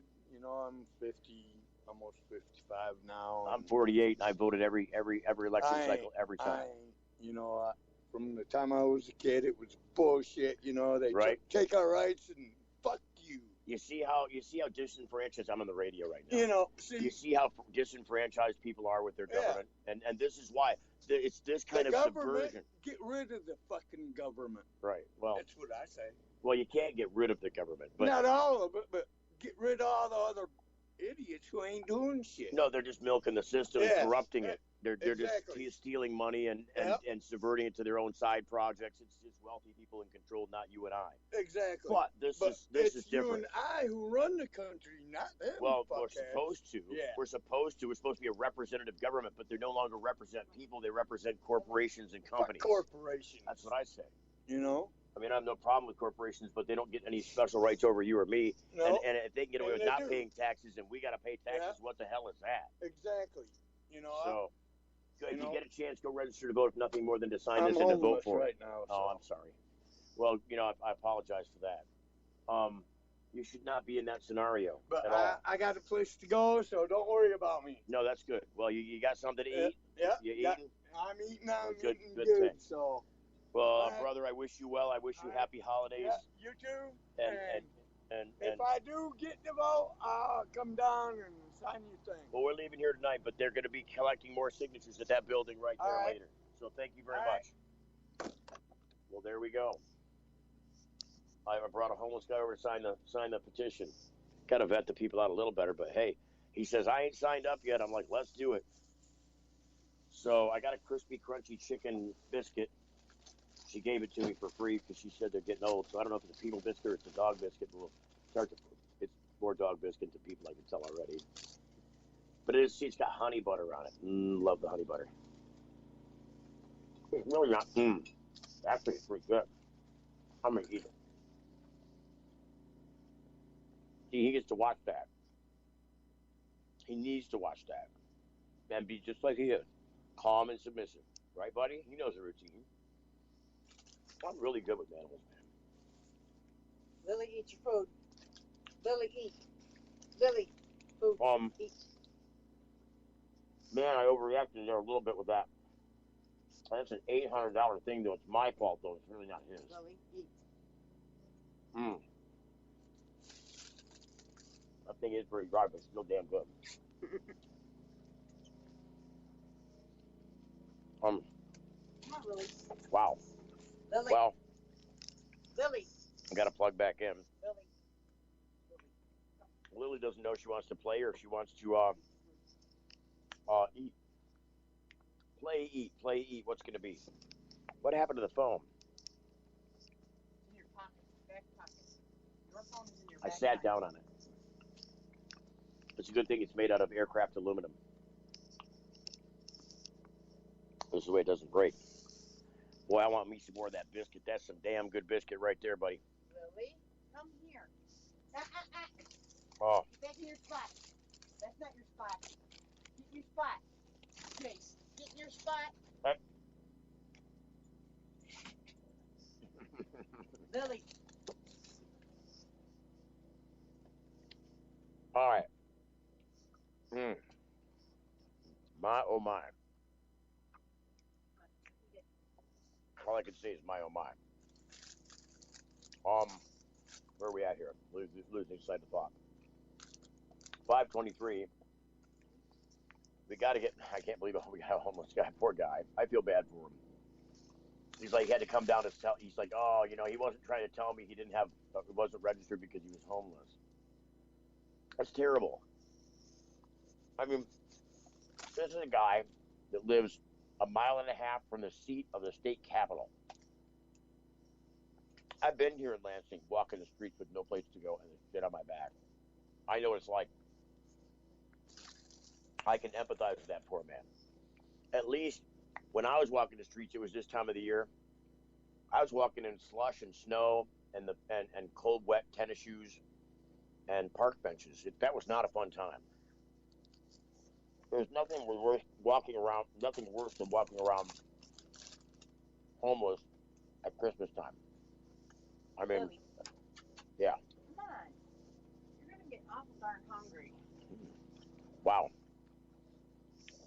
Well, let's see if there's any Facebook news before we roll into the next commercial break. And there's also some marijuana news that should be up on the.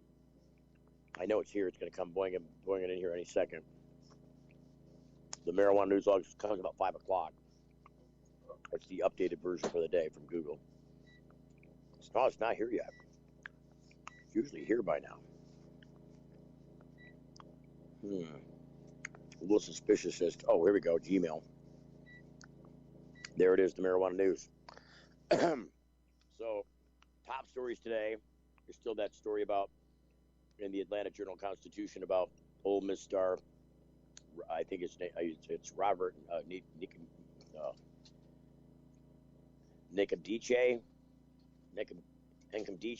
I don't know. He's been charged with marijuana after injuring himself. He's a football player, obviously, for Ole Miss. And then Denver marijuana companies recall product, 13th recall in the city in 13 weeks.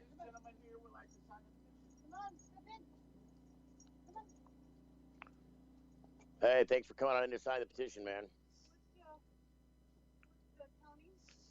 Wow. Ingham County.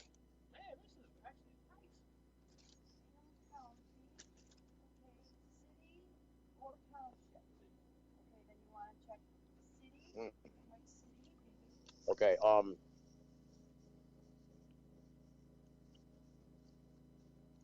there's news about the Emerald Cup crowning the best bud. Pediatricians warning against medical marijuana use in kids. Grandma's magic remedy. That's been a story going around for a couple days. Man pleads guilty in DUI marijuana crash. That's out of Lynchburg. Challenge is expected over selections for medical marijuana. That's in Tallahassee.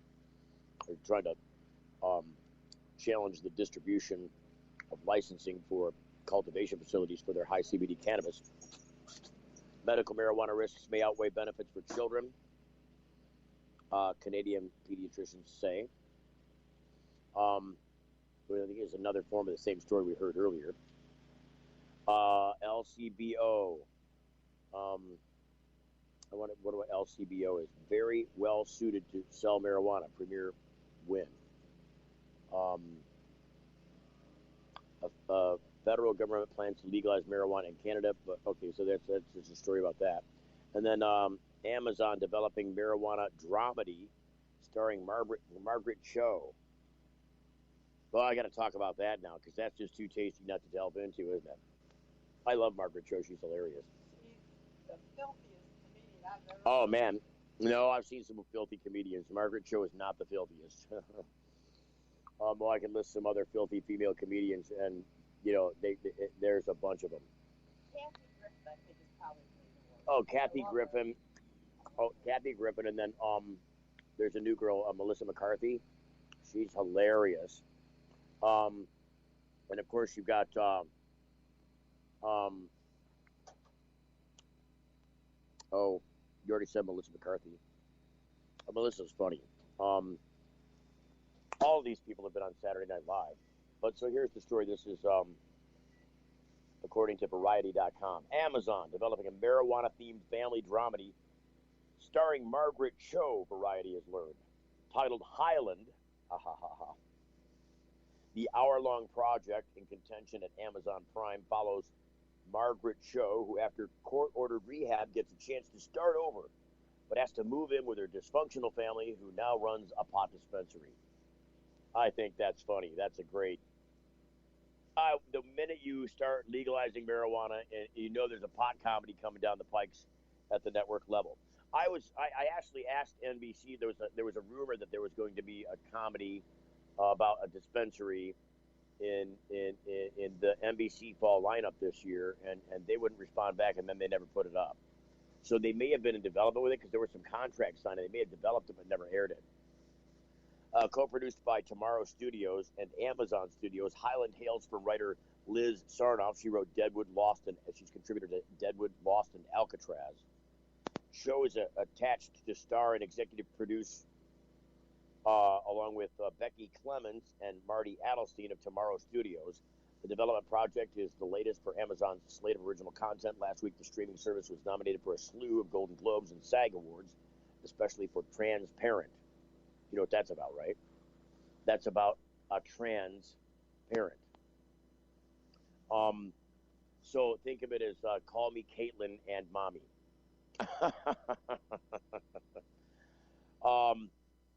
So the development project is the latest for Amazon's slate of original content.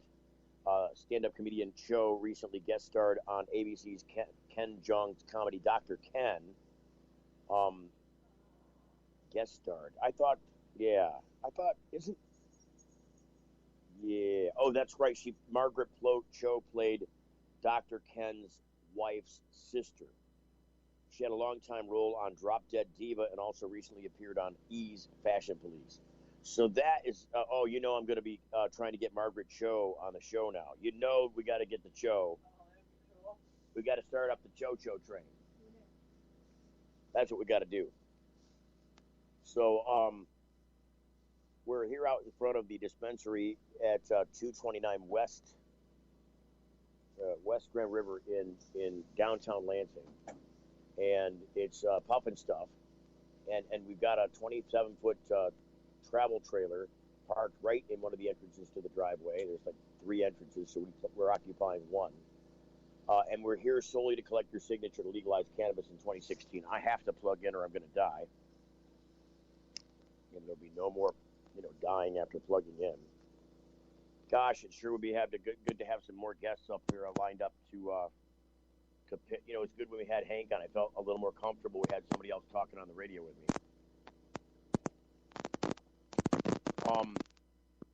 If you want to be a part of the program, 844-420-TALK. You got to pay attention to the phones, though, if somebody calls, Robert.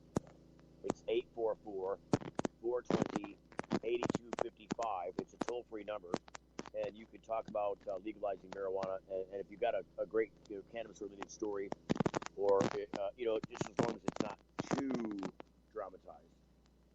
I mean, if it's a stellar story and it takes a half hour to milk it out, I'm down with that. Hey, could you by chance hand me that ravioli when you get a chance? Is it still hot or? It's not hot at all now. It got cold. I heated up and it got cold again. See that I do that at home, but it's only because I forgot. I start watching TV and I'm like, oh crap, that's right. I left stuff in the microwave. Oh, it's cold again. So that's an interesting story from Variety. We're getting ready to come up on a commercial break. The news isn't too stellar today. It seems like there were some good things that were happening in different places. People are making some awesome cannabis glass or accessory glass. How does this happen? I go to one place and it takes me to 10 other places. So let's do this. Let's do this. Okay, here we go. Oh God, there's lots of new comments about how to avoid the follicle hair test for beating the drug test. Not much over happening on Facebook. I really need to post some dog pictures. I think that's kind of fun. Oh man, I did not get a chance to take a picture inside the Michigan Green Tours. It's the one thing I didn't stop to think to do. Damn it. Well, because I'm busy talking into it and not, trying to take pictures with it. Sometimes, okay, so if you're using a fork to eat with, do you then also decide that maybe it might be good to open the door with it? I mean, there's there's some things that you just don't think about because it's packaged in one tool you're used to using a certain way, and now because you're already using it, I can still use it in another way. It's just a little unusual. But it makes me mad because they had a perfect opportunity to take a crowd shot from inside Michigan Green Tours and then hashtag it all over, and I missed that opportunity. So I'm bummed out now. Coming back, marathon broadcast in just a moment. We'll see if we can't get some people on the phone line. Again, it's 844-420-8255. 844-420-8255. Toll free, nationwide. You're listening to Steve Green on the Full Melt Show, collecting signatures to MiLegalize cannabis in 2016. We'll be right back after these words. Don't you go away. The Full Melt. At book club, they were asking me what you're doing now, Janice. Blogging. Your blog is just pictures of you in a mirror. It's called a fashion blog, Todd. Well, I've been helping people save money with Progressive's discounts. Flo, can you get Janice a job? You should have stuck to softball. I was so much better at softball than Janice did. Where's your wife, Todd?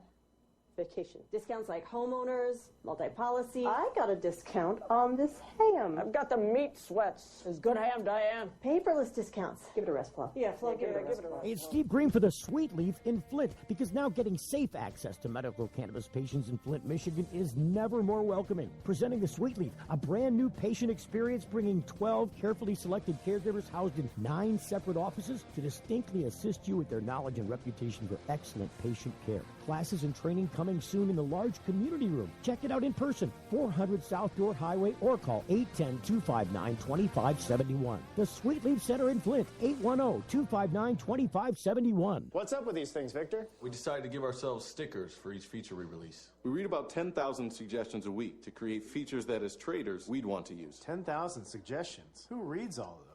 He does. For all the confidence you need, TD Ameritrade, you got this. If you're like us, your pets aren't just animals. They're members of your family.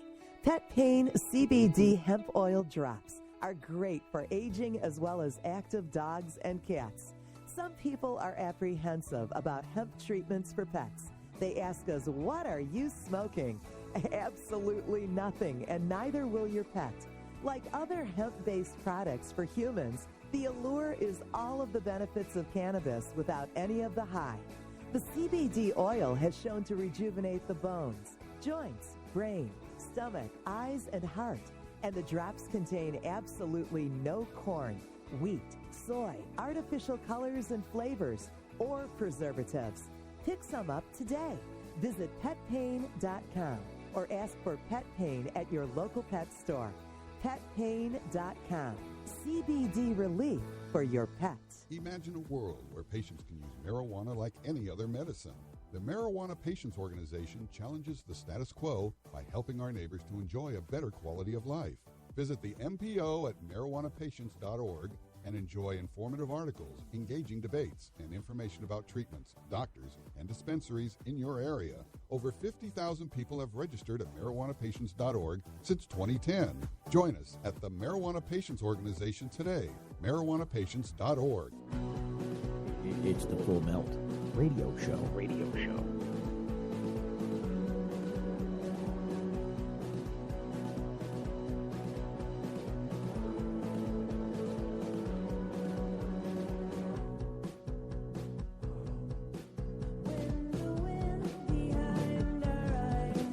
Back live out in front of the Puff and Stuff in Lansing.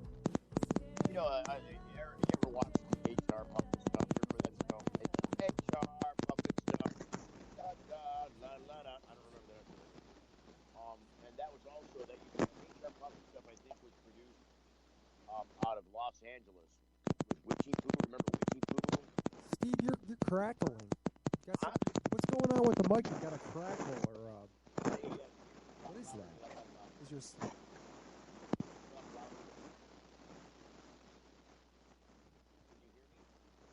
No, we can't hear you.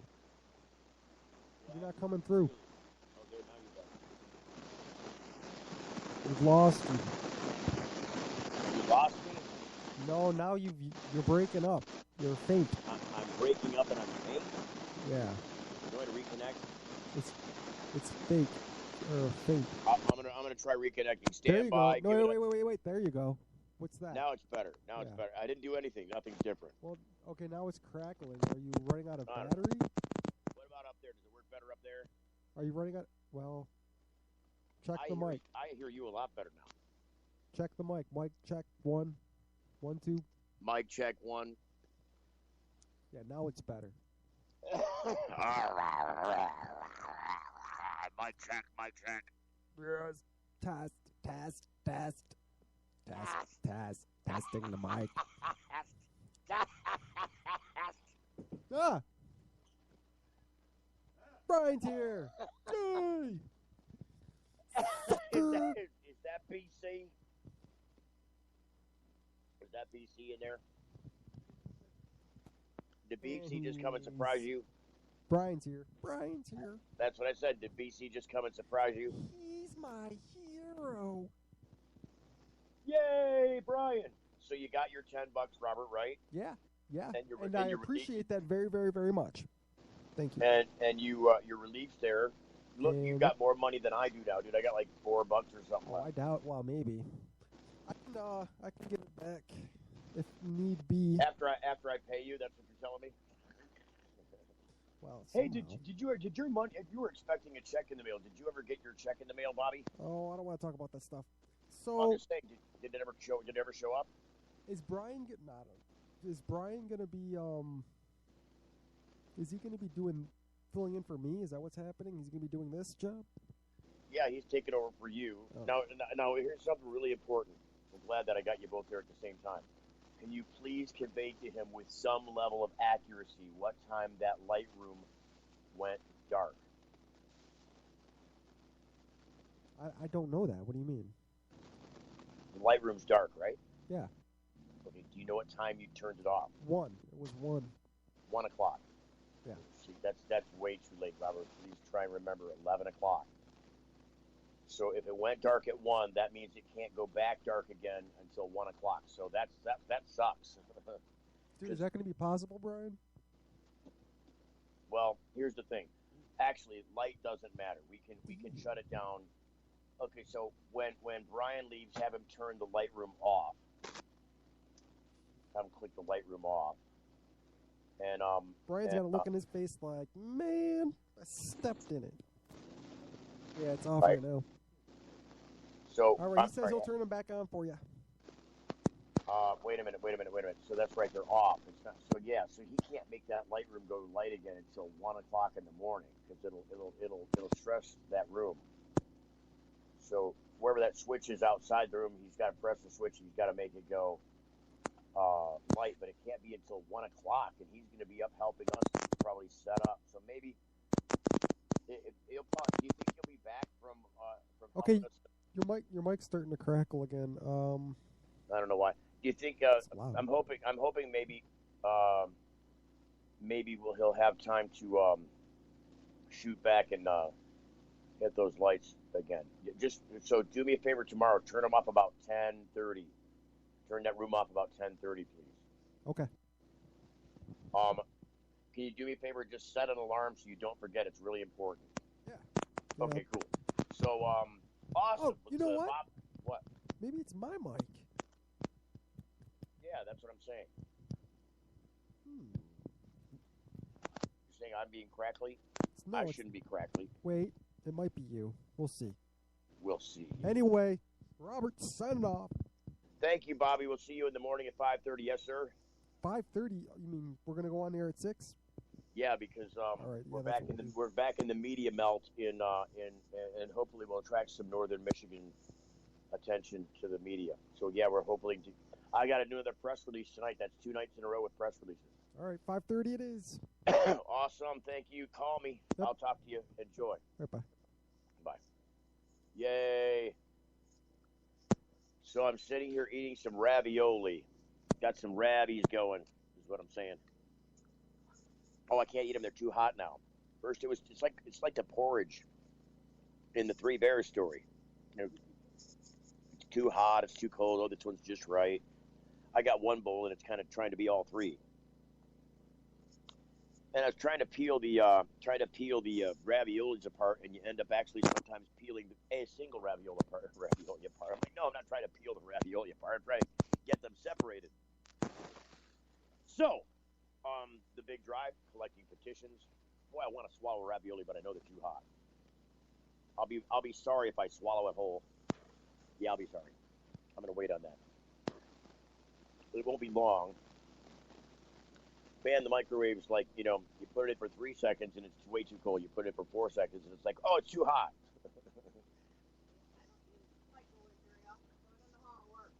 Oh, I can tell that that's an 1100-watt microwave oven, so it's a standard one. It's a standard upper. So they make microwaves generally in 2 model sizes for home use. They're generally in the 800 and 1000 watt models. Sometimes you'll get an 11 or a 1200 watt model, but I think this is a 1100 watt model, if I'm not mistaken. Just Big one at home. yeah, they generally won't get above 1200 watts. You don't really need much more than that. Yeah, it's a bit bigger in size because you can put bigger food in there, but I don't think you make more than 1100, 1200 watt microwaves. Because the problem with that is it starts escaping its containment, and then people start getting fried outside not a good idea. There were some people on a Navy boat that suffered that in terrible ways back in the days when they were experimenting with radio frequency and didn't know the ramifications of what radio frequency can actually do at certain frequencies, which is how they discovered that microwaves heat.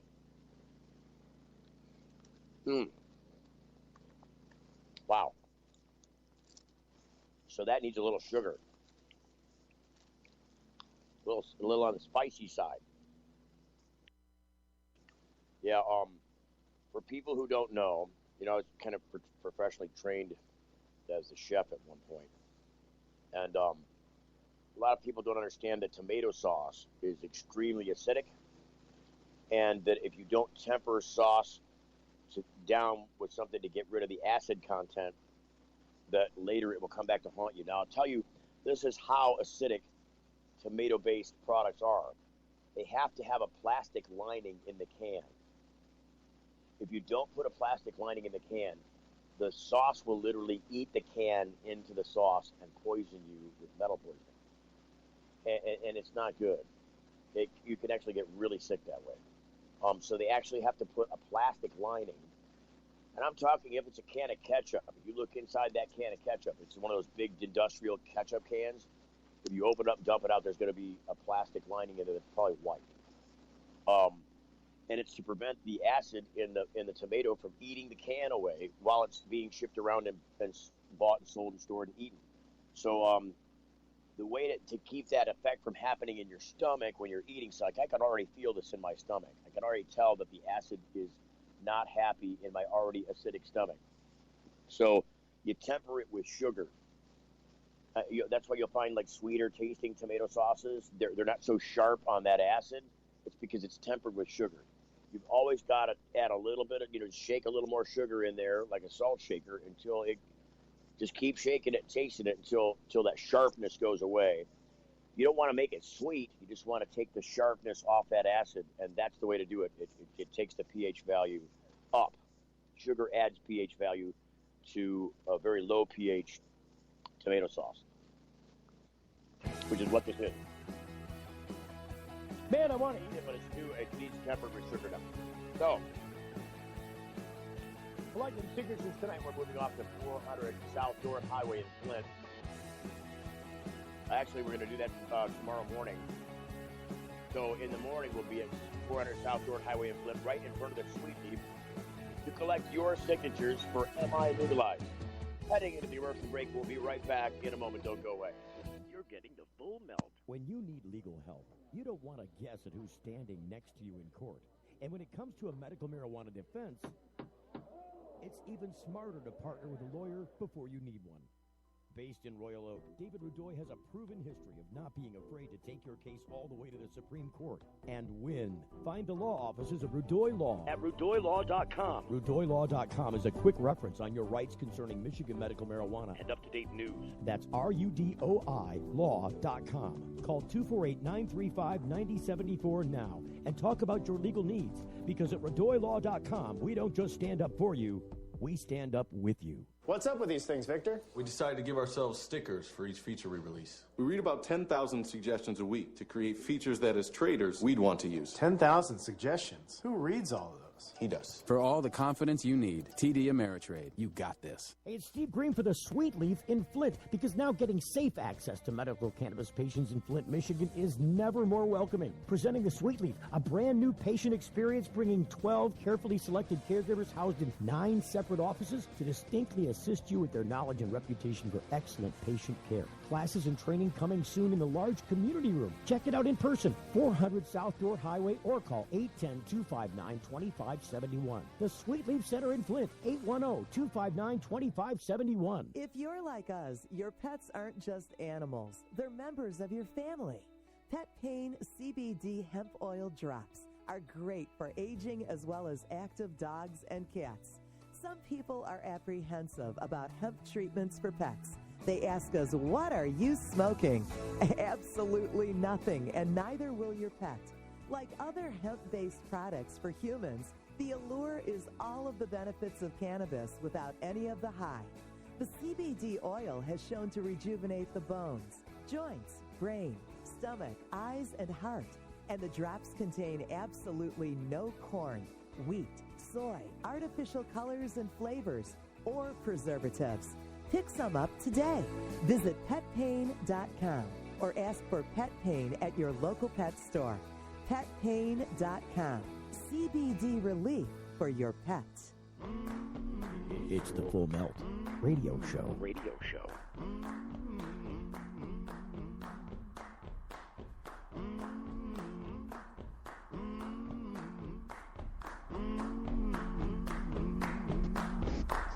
I'm on need someone to help. Often I'll find interesting quotes or sayings because sometimes they just are so damn applicable towards everyday life. I'll tell you, I was talking to Jeff Hank, the president of the coalition that's come together to form the MiLegalize campaign, which is to legal. That's what we're collecting signatures for out here in front of Puffin Stuff in Lansing at 229 West Grand River. We'll be out here incidentally until the wee hours of the morning, and then we're going to pull stakes in the morning and head up to the Sweet Leaf at 400 South Dorr Highway in Flint. And so while I was talking to Jeff Hank earlier today, and by the way, it was a great interview, you can tell that Jeff is an incredibly intelligent man. He's extremely articulate and well suited to head this campaign. He's got the fire in his belly. He knows what he's talking about, and he's lifted this organization up, in my opinion. Every contribution I've seen Jeff Hank make towards this effort has been stellar. It's been more than what would be expected of the performance of somebody fulfilling these kind of duties. So I was extremely happy to have Jeff on, but while he was on, now, I just got to look this up because I'm pretty down pat on history. But I'm pretty sure, if I'm not mistaken, that that Abraham Lincoln was an attorney. I mean, I think that was his claim to fame before. I'm like I said, I'm pretty good on history, and if memory serves, and I'm just double checking to confirm because I don't like to talk out of my ass, and I do have a little tiny bit of doubt. So I just want to confirm that my memory is correct and that Abraham Lincoln was indeed an attorney. I mean, he knew. I think he was a constitutional law attorney. I mean, that's. I think he was, but I mean, I might be wrong about that. I just want to look it up and see what we've got. He was a lawyer under Illinois law, according to RogerNorton.com. That's not exactly the place that I'd look for authority, but I don't have any reason to not believe this apparent historian. This is not one of those places what you consider a satire site. So he had a law partner, and they named the law partners. There were 3. And his law officers, with all of his partners, were always located in Springfield. Again, an Illinois attorney. So memory does serve. Maybe he was not a constitutional attorney. Maybe I'm just tying the Constitution in because, he had such an effect on it with, towards civil rights eventually. But certainly there were rulings and decisions made based on, the Emancipation Proclamation and all the events that followed.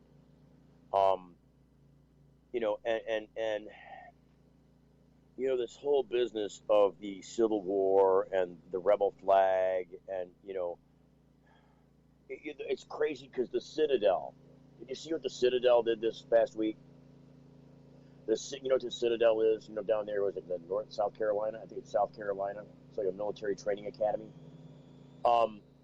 These cadets, these recruits, were performing a Christmas play or some kind of play in hooded sheets with their eyes cut out, and they all looked like Klansmen. They were supposed. They tried to mire it in some other satire, but it was clearly what it was.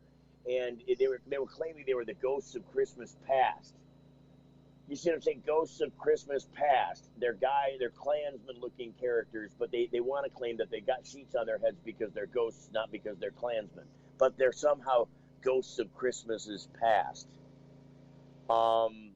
Yeah. So all I'm saying is that to this day, even in the military training academies, you've got this group of people that still want to hang out and pretend like there is a difference between people and they should have different rights and they deserve a different place on the ladder of society. And that's just such a backwoods, idiotic way of looking at any other human being. I don't care who they are. Look, I look at monkeys and I see humanity, and I wouldn't do this to a monkey. Why would I do it to somebody that just wasn't like me? They're still a human being, for crying out loud. They are me, just in different skin. Get over it already. So my point is this. When I was talking to Jeff Hank this morning, or this afternoon as it were, I asked him if he understood because he's a lawyer, right? And a lot of times lawyers know a lot of other famous lawyers. And I was under the recollection that Abraham Lincoln was indeed a lawyer and also a great figure in history and a revered figure in history.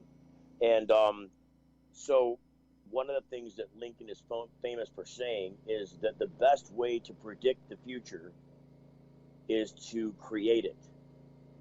So indeed, in other words, another way of saying that in a kind of a graphic way, just for illustration purposes, is I predict that person's going to be dead, and then they go shoot them. And so the same thing goes with, I predict that marijuana is going to be legal in this country, and so then you go do it. You can make a prediction based on known action. It's easy to predict that the car is going to hit the building when you see he doesn't stop at the light. It's easy to make that prediction because it's likely to happen. I mean, you saw him building the future in such quick scale that you could make the prediction. It would only be a prediction if you said it quick enough. Because it would now be a recount of history and historical anecdote after the fact, right? It's no longer a prediction. But that's what Abraham Lincoln said. Look, the best way to ensure that you can predict the future is to build it, to create it. And that's indeed what we're doing here with this ballot drive, this ballot petition. So a lot of people don't understand that this is something that Jeff Hanks recounted as well earlier in our conversation, and maybe we can play that back later. I'm sure we can. Hey, are you there, Brian? Can you look at something really quick on the board for me and tell me yes or no whether something looks a certain way? So, yeah. If you look, thank you. If you look on the Spreaker site where the counter's ticking for how long we've been on the air, there should be a countdown in the lower left side of that same window that shows you how much time's left. 10:21. How much? 10:21. Oh, wow. So at the top of the hour here, we got to switch over. We got 5 minutes to switch over at the top of the hour.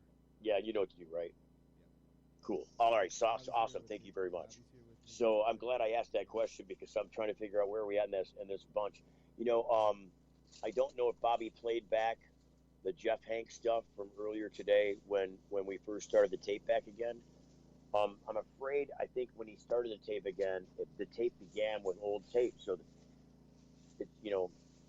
I don't know what tape it is. I'm confused by it because I haven't been keeping track. But, boy, I'm glad that you discovered that volume down low last night, though, because that was horrible.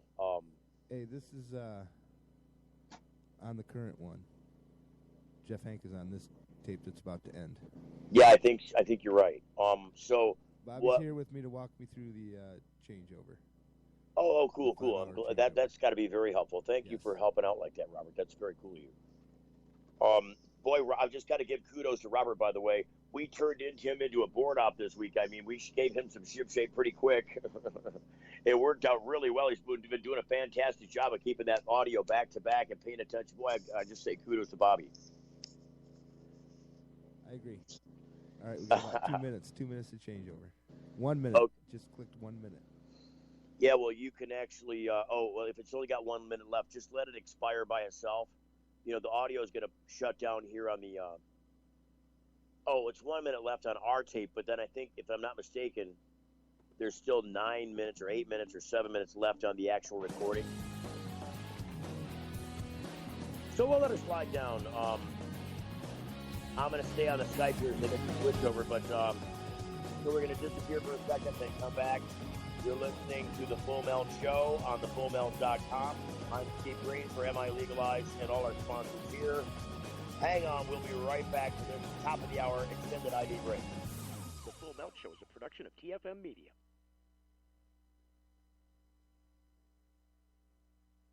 Politics and lifestyle. Fullmelt.com. Toll free. 844-420-TALK. 844-420-TALK.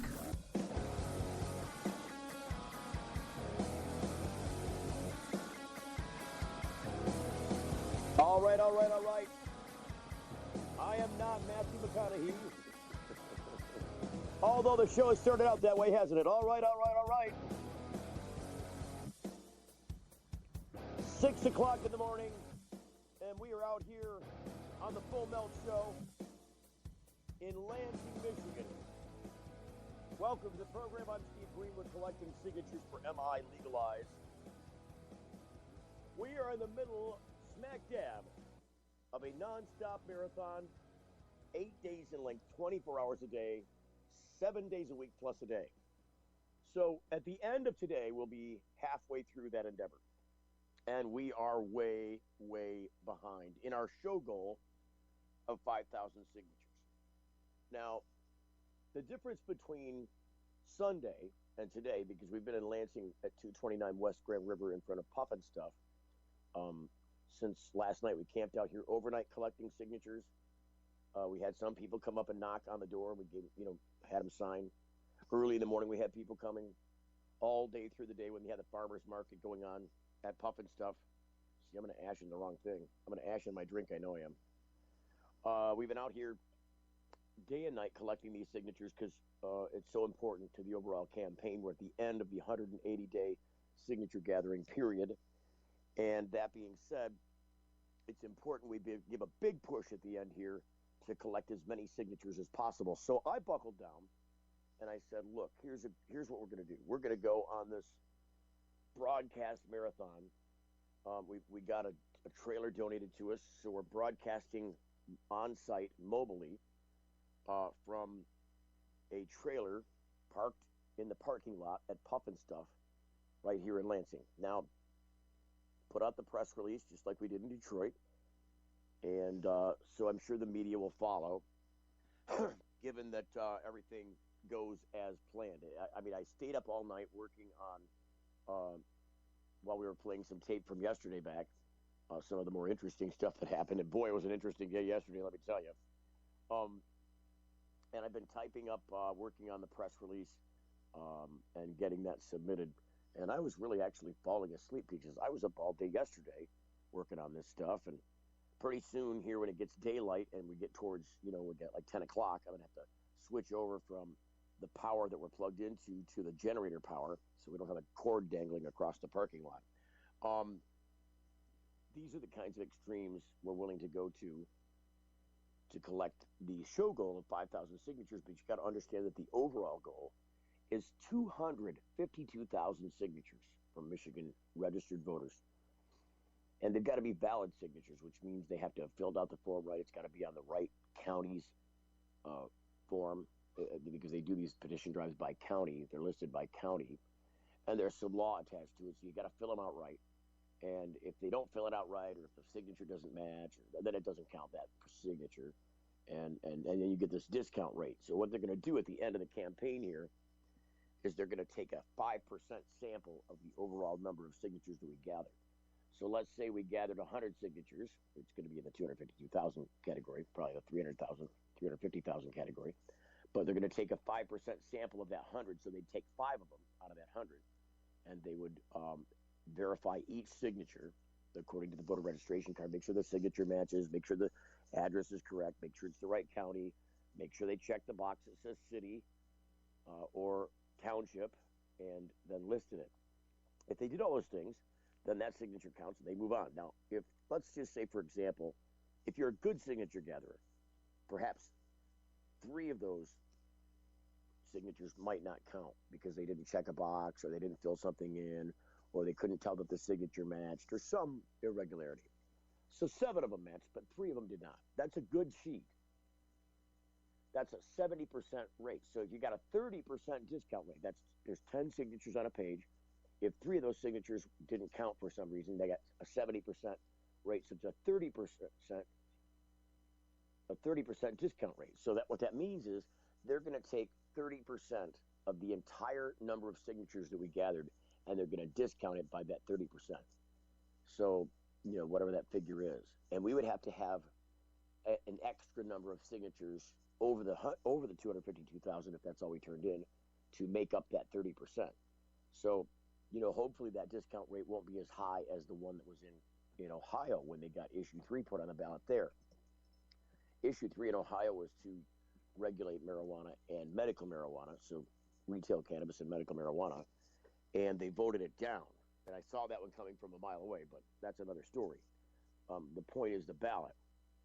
Now, they turned in like over 500,000 signatures, and I think they needed somewhere around 300,000 signatures. They turned in double the amount that they needed, and they still didn't have enough. That means they had a discount rate of at least 50%. It was a little over 50%, so less than half the signatures they gathered out of all of them counted. We're not going to do that this way. We vet our signatures ahead of time, so we turn them in. We turn in the sheets in the original count that have been verified by our independent group. So there's an independent group that MiLegalize has that they verify those signatures, and then they'll turn that in and have a very low discount rate, and then we'll get the rest of the signatures gathered together and turn those in. That way, you don't have to get that many more signatures. So I think that's the overall plan and goal and strategy. But again, none of this happens unless we collect signatures, and that's why we're out here in Lansing. This is the second day in Lansing against the fourth day of our tour, and it's an 8-day, 24/7 tour, marathon broadcast. It is a large undertaking. We didn't do this taking it lightly. This is a lot of work, and it takes some collaboration amongst a lot of people. I can tell you that after 3+ days of broadcasting straight like this, my voice is now cracking.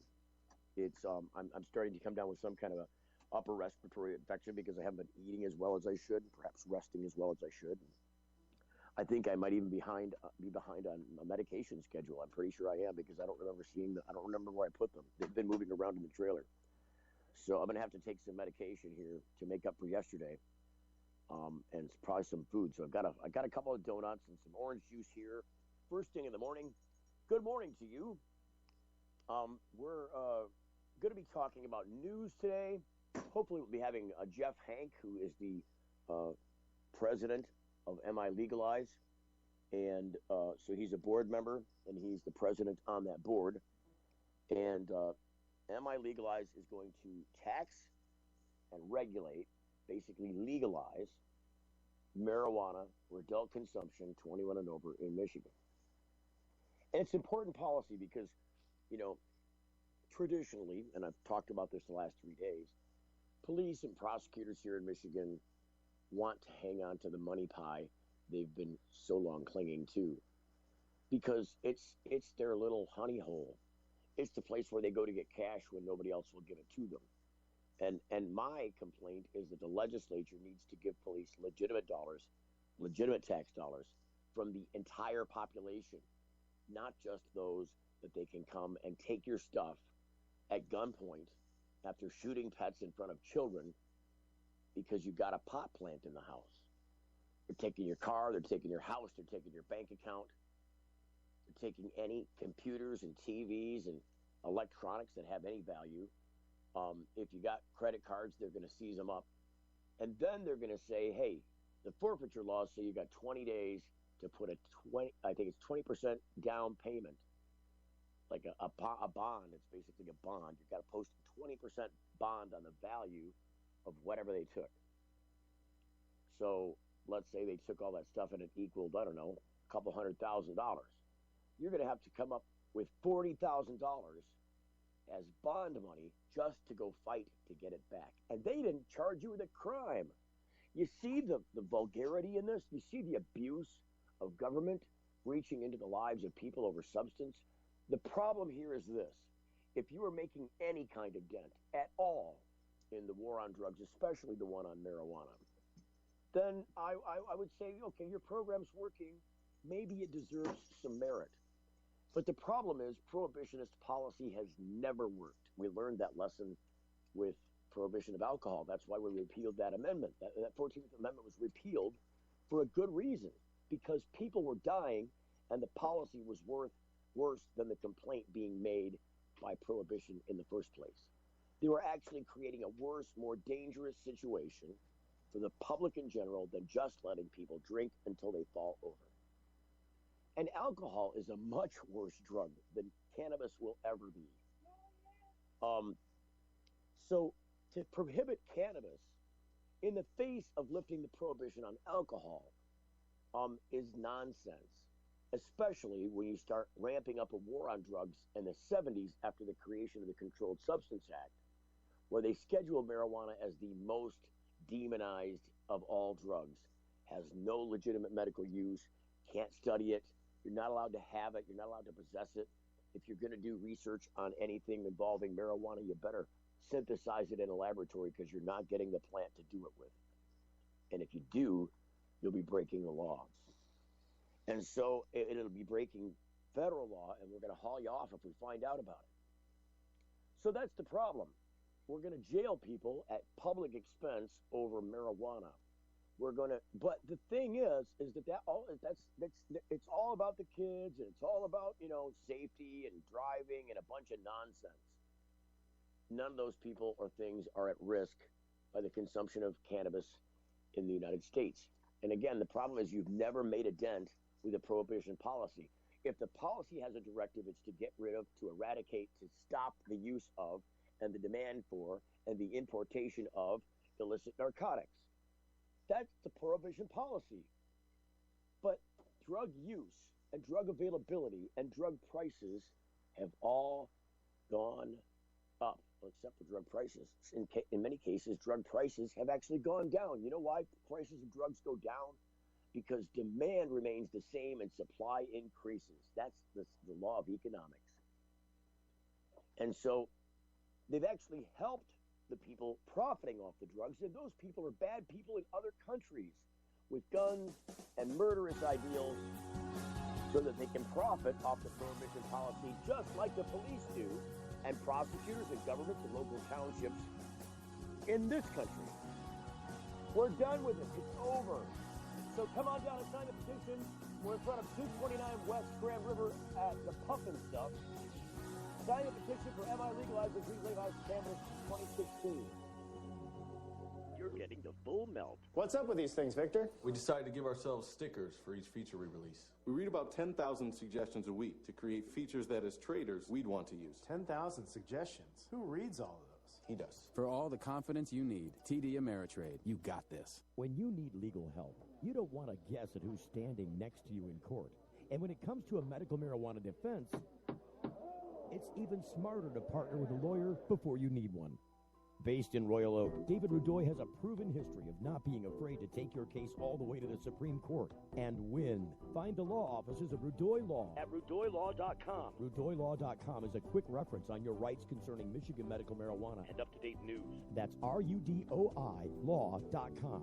Call 248-935-9074 now and talk about your legal needs, because at RudoyLaw.com, we don't just stand up for you, we stand up with you. Got something to hide? Canalock offers discreet and effective storage solutions that destroy odor, so nobody knows. Canalock is a patented charcoal-activated bag that discreetly stores your marijuana. Canalock is made from the same material as military chemical warfare suits. Get yours at canalock.com. Visit canalock.com to learn more about no-smell technology. Hey, it's Steve Green for the Sweet Leaf in Flint, because now getting safe access to medical cannabis patients in Flint, Michigan is never more welcoming. Presenting the Sweet Leaf, a brand new patient experience bringing 12 carefully selected caregivers housed in 9 separate offices to distinctly assist you with their knowledge and reputation for excellent patient care. Classes and training coming soon in the large community room. Check it out in person, 400 South Door Highway, or call 810-259-2571. The Sweet Leaf Center in Flint, 810-259-2571. We asked people to tell us something that happened in their past and something that might happen in their future. The good things were put on yellow magnets and the bad ones on blue. The results show the past was a pretty even mix of good and bad, yet the future was almost all good things. Now that you've seen the results of this experiment, what does it mean to you? We all want to think about positive stuff. Realistically, there will be down times. It's great to think optimistically, but let's plan for whatever the future might bring. Prudential, bring your challenges. Introducing Sacred Elements, a place for natural and alternative healing for the mind, body, and soul. Sacred Elements. It's one place, all solutions. Registered, licensed, certified, ordained. Sacred Elements. Massage, hypnosis, Reiki. Sacred Elements. Raindrop, aroma and color therapy, body detox, ministry, life coaching, weight and nutrition counseling. Sacred Elements. Next to the Sweet Leaf, 400 South Door Highway, Flint. 11 to 7 daily, closed Sunday. Call 810-259-2570. It's the Full Melt Radio Show. Radio show. The girl in the pastry shop with the net in her hair is making a cannoli for you to take on your hiking trip in the woods with your bros that you've known since second grade, and you main kind of dragons are ruffians. Oh, tapping toes out here as the raindrops fall on our head. That's going to be a big difference in collecting signatures out here today. Welcome back to the Full Melt Show. I'm Steve Green, broadcasting live 24/7 in a marathon attempt for 8 days in a row to collect signatures for MiLegalize so we can legalize cannabis in 2016. We're going to get it on the ballot. It won't get there unless we get enough signatures, and we need a lot. So we're out here, basically standing on the street corner with a clipboard with a petition on it. On the back of the clipboard is it's a little sticker. It's got a pot leaf, a green pot leaf, and it says legalize it. So I'll stand out there with that clipboard, and as the traffic goes by at this intersection, it's Grand River and Seymour if you look it up on the map. I'll flip the pot leaf over. It'll say legalize it, and then I'll flip it over again so you can see the petition, and then I'll point across the petition like, hey, sign the petition. And some people will see it and they'll be like, hey, I'll be back, and they come back. And other people pull right in, and probably 2/3 or more of them, probably more of them, drive right on by, not even looking, because they got other stuff to think about. It's going to be much harder today than yesterday to gather signatures. Well, but it'll be busier. I think there'll be more street traffic because it's not a Sunday, it's not a lazy day, not everybody's out of town or hanging out on their couch. They're actually out doing something, so this intersection is going to be busy. But it's raining outside. I can't bring those clipboards out in the open rain because, the signatures will get wet and ink will run and the whole thing will be ruined. So we aren't going to be doing that at all. What we'll have you do is take a step inside on the rug, and we'll have you fill out the signature sheet in the dryness of our trailer cover, and gather your signatures that way. I don't even know where the signature sheets are at right now. They got packed away last night. And, we got some pizza out and stuff, because it's small quarters, it's confined quarters. And so in order to make room to eat, the sheets went away somewhere, and I don't actually know where they're at inside the trailer here.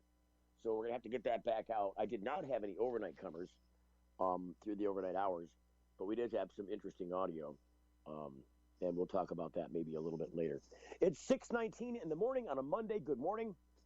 We are in a rainy situation just in the Lansing area. If I'm looking up the local weather forecast, there seems to be a huge rain pattern that's about to overcome us, and it's all bringing this warm, moist air up into our area, which is a very welcome thing by me. I'd much rather have rain and warmth than cold and snow, because that's even harder to collect signatures in. And this is why the big push, look at the end of that 180-day or 6-month gathering period, is December 20th. We started collecting these signatures on June 20th. And MiLegalize is doing everything it can to get the 252,000 goal by December 20th. So our goal is to gather at least 5,000 signatures in this 8-day span. And like I said, we're not even at 1,000 yet, and we're almost halfway through. So we're certainly way, way, way behind our goal. Our goal was lofty. I originally put the goal up of 4,000. I figured 1,000 per city. But then Jamie Law was talking to him, and he goes, "Oh, we'll make a 5,000 goal out of it." So that is up to 1,250 signatures per city, which is a lot of signatures. I'll just tell you candidly, I don't think we got 400. I don't think we got 400 or 500 signatures yet. So we're way, way, way, way behind the goal. And so it's super important that people come down. If that means I got to go stand on the street corner and put a big, pot leaf hat on or something, stand out there with some kind of giant gaudy gear to get you to come over here and sign the petition, I will. I'll go out there and stand in the rain with a sign that doesn't care if it gets wet. And I'll point you to the door to come in and sign the petition in the dryness and warmth of our welcome environment. So that's the overall goal. That's kind of a rundown of what we're trying to do and where we're trying to go. I can tell you that we've been in Troy. We were down at Eastern Market. I still got ribs in the fridge here from Eastern Market. That's a whole nother story. If you ever order a rib sandwich over there at Burt's Warehouse Complex, there's a bar there that does live music and has soul food and ribs and barbecue. A lot of that meat's cooked on an outdoor smoker. But if you ever order a barbecue sandwich, see, I'm used to like pulled pork or pulled beef sandwich on a bun with traditional sauce. That's not what I got when we went there. I said, "Hey, do you guys have a barbecue sandwich?" He goes, "We got a barbecue rib sandwich." And I'm like, "Perfect. I'll take 5 of them." So I'm thinking, $7-8 a sandwich times 5, or maybe $50, maybe $60. No, it's a $68 bill, and you open up the plate. And I ordered coleslaw for everybody too, so maybe that's where some of the other money went. It was a sizable coleslaw. But you'd open, and it was really good coleslaw too, by the way. I still got some of that in a chow if nobody else is going to eat it. If you open up the rib box for the rib sandwich, it's 2 pieces of wheat bread So I'm just talking slices of bread from grocery bread, grocery store bought bread. It's 2 pieces of wheat bread on the bottom of a styrofoam container with like 4 big rib bones on them. They're like country style ribs. Now the ribs are good, and the sauce is not traditional. It's definitely soul food rib sauce. It's a little different. It's a little more savory, a little less sweet, not as quite as tangy as traditional rib sauce. It's still delicious, and the rib meat is falling off the bones. But you still got to rip the meat off the bones to put them on the now sopped bread, which will never make a sandwich. So I was a little disappointed in that I ordered a rib sandwich and I got a half a rack of ribs with 2 pieces of bread. Times 5. And it's not even quite a half a rack. I think half a rack is technically 6 ribs. I think there's 12 ribs in a general standard rack. And you get 6 ribs in a general half rack, and we got 4 in our sandwich with no sandwich. So go figure. What I wanted to do was I wanted to pile some of that coleslaw on top of my pulled pork or pulled beef sandwich, in this case pulled ribs. The only ribs that got pulled were the ones that were tickled, and those were mine. My ribs were definitely tickled by the idea that was not what I ordered, and they gave it to me anyways. Look, we got 6 half racks. We got a sucker here. The white guy with the credit card, bill him. That's how it went down. I'm just telling you. So, and then what's really cool is we went outside. I'm ordered, man, I think I might have ordered a sandwich too much. And then as it turns out, somebody didn't want one of the sandwiches that I ordered because I didn't ask them. And so now I got 2 sandwiches too much. And so it's like a whole rack of ribs. We got too much. And we're trying to figure out how we can divide it up amongst the 3 of us. One of us not even present. We got to drag it back to him later. And we ended up doing, what was it? There was a homeless guy that came up, wanted to, he was trying to use the sign the petition as a ploy to, give him some pizza money. And I was suspect about whether or not he was going to spend any money on pizza. I'm just saying. So I said, hey, I'd much rather buy you some food than give you some money. So how about, because I don't know if you're going to go buy pizza or not. So I said, but I'll gladly give you some food. So we gave him 2 big fat rib bones and a big piece of bread, and he walked off happy and eating. So at least I know he got fed instead of whatever else he might have been doing with the $3 in pizza money I think he was trying to cull from our pockets. So, again, you're listening to the Full Melt Show. We're about, 7 or 8 minutes away from the next commercial break. And like I said, it is raining out here today. And I ideally, in all this nice warm weather as we approach Christmas here in southern Michigan, I thought that yesterday being all dry, it was dry almost all day yesterday. It would have been perfect to have like a hot chick standing in a pot costume on the corner with that page. I'm sure we would have quadrupled the number of signatures we had. Instead, we had an open table with some signs and a bunch of people running around trying to take care of a bunch of stuff that wasn't necessarily signature gathering. It would have been, it would be perfect if we had somebody on each. If you're a volunteer, if you're in the Lansing area and you want to just ensure that we get this done, and you're willing to, put on some rain gear and stand out here on the corner with us and help us promote this ideal with somebody on each corner, how can you miss the message? People are going to see the trailer. They're going to. Pretty soon we're going to have that generator running out there because we're plugged into standard power now, but as people start using the parking lot, we'll have to get rid of that trip hazard out there and plug into the generator. So that'll be buzzing. It'll be plain and clear that something's going on here. If they see the pot leaf and then they see the petition, it's self-explanatory, isn't it? Orange juice in the morning is a good thing. Not a coffee guy. So I'll take some OJ. Just not too much, please, because it'll upset my stomach. It'll make me too acidy. So Puffin Stuff in Lansing is where we're at. Again, that's 229 West Grand River. There's a trailer in the parking lot. You can't miss it. It's 27 foot long. We've got some lights on. Obviously, you can tell that the people are here. Should probably turn a couple more lights on just so that people can really tell we're here. We've got 1 foster dog in the form of a pit bull and 2 personal dogs in the form of, what do you call these dogs? Ankle biters. Okay, they're ankle biters, but what kind of dogs are they? Chihuahuas.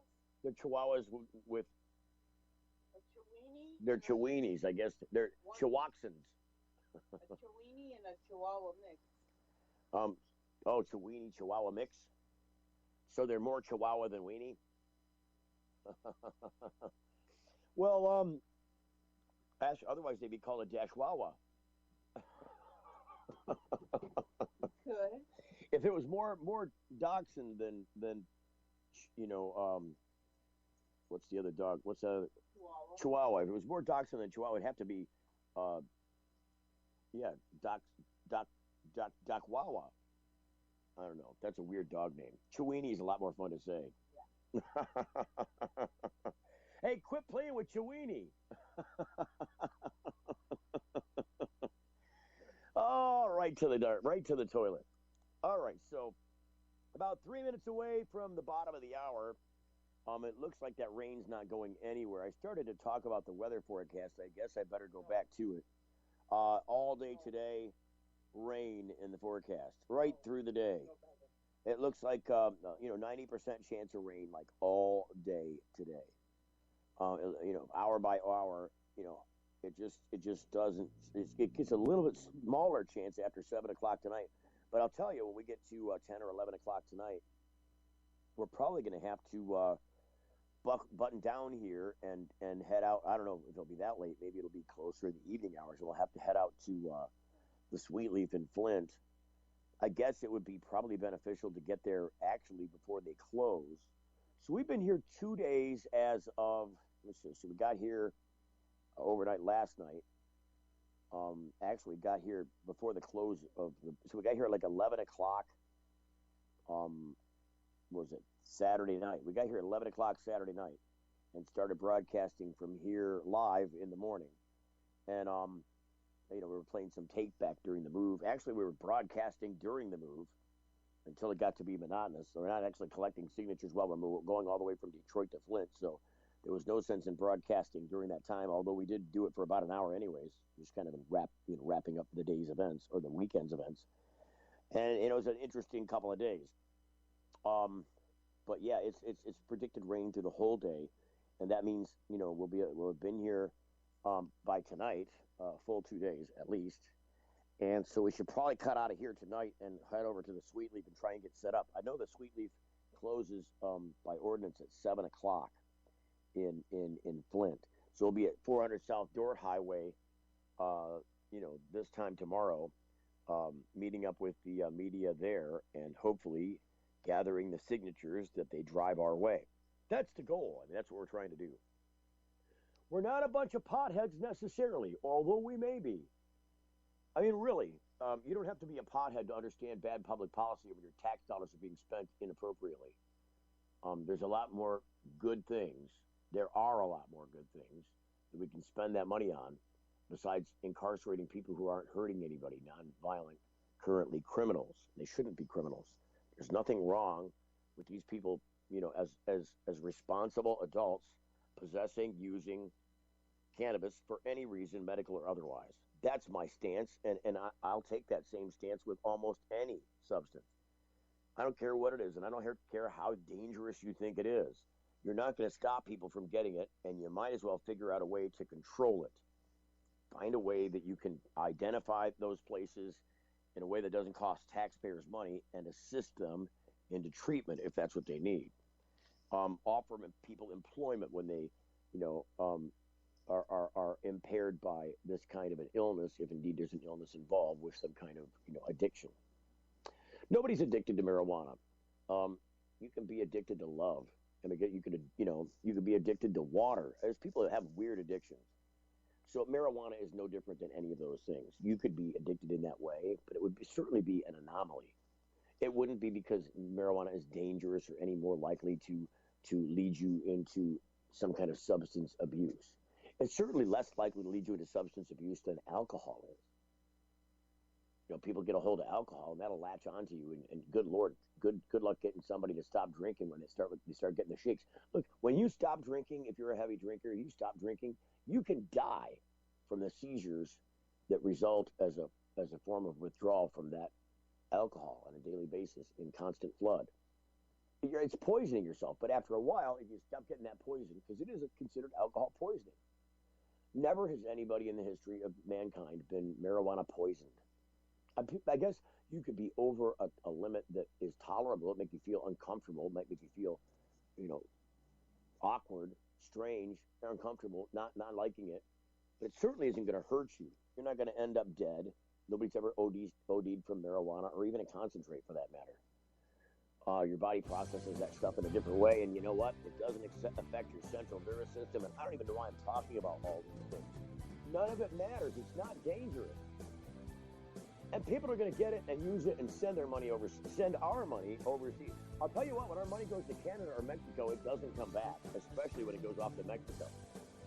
All right, we are hitting the break. We'll come back with some marijuana news next. You're listening to the Full Melt Show on our marathon broadcast to legalize marijuana in 2016 in front of the Puffin Stuff.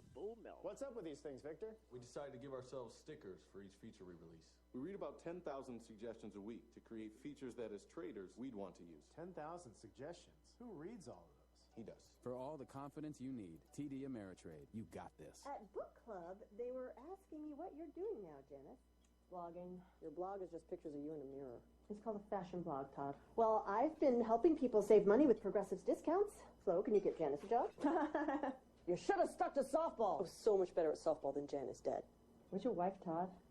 Vacation. Discounts like homeowners, multi-policy. I got a discount on this ham. I've got the meat sweats. It's good ham, Diane. Paperless discounts. Give it a rest, Flo. Yeah, Flo, give it a rest. Introducing Sacred Elements, a place for natural and alternative healing for the mind, body, and soul. Sacred Elements. It's one place, all solutions. Alkaline water, herbal remedy, essential oil, Sacred Elements. natural and organic shampoo, lotion, pain cream, bath salt, Sacred Elements. beeswax candles and handmade crafts, canes and walking sticks, artwork, jewelry, and repurposed goods.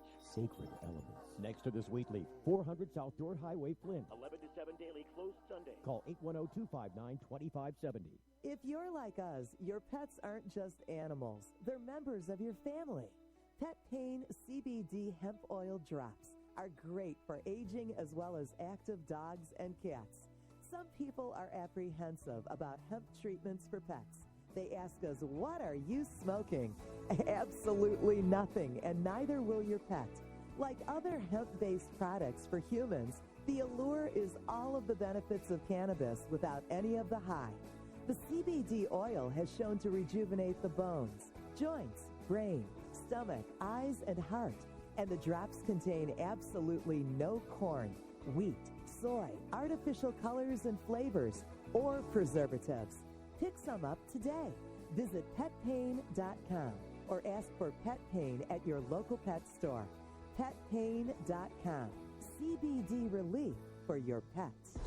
It's the Full Melt Radio Show.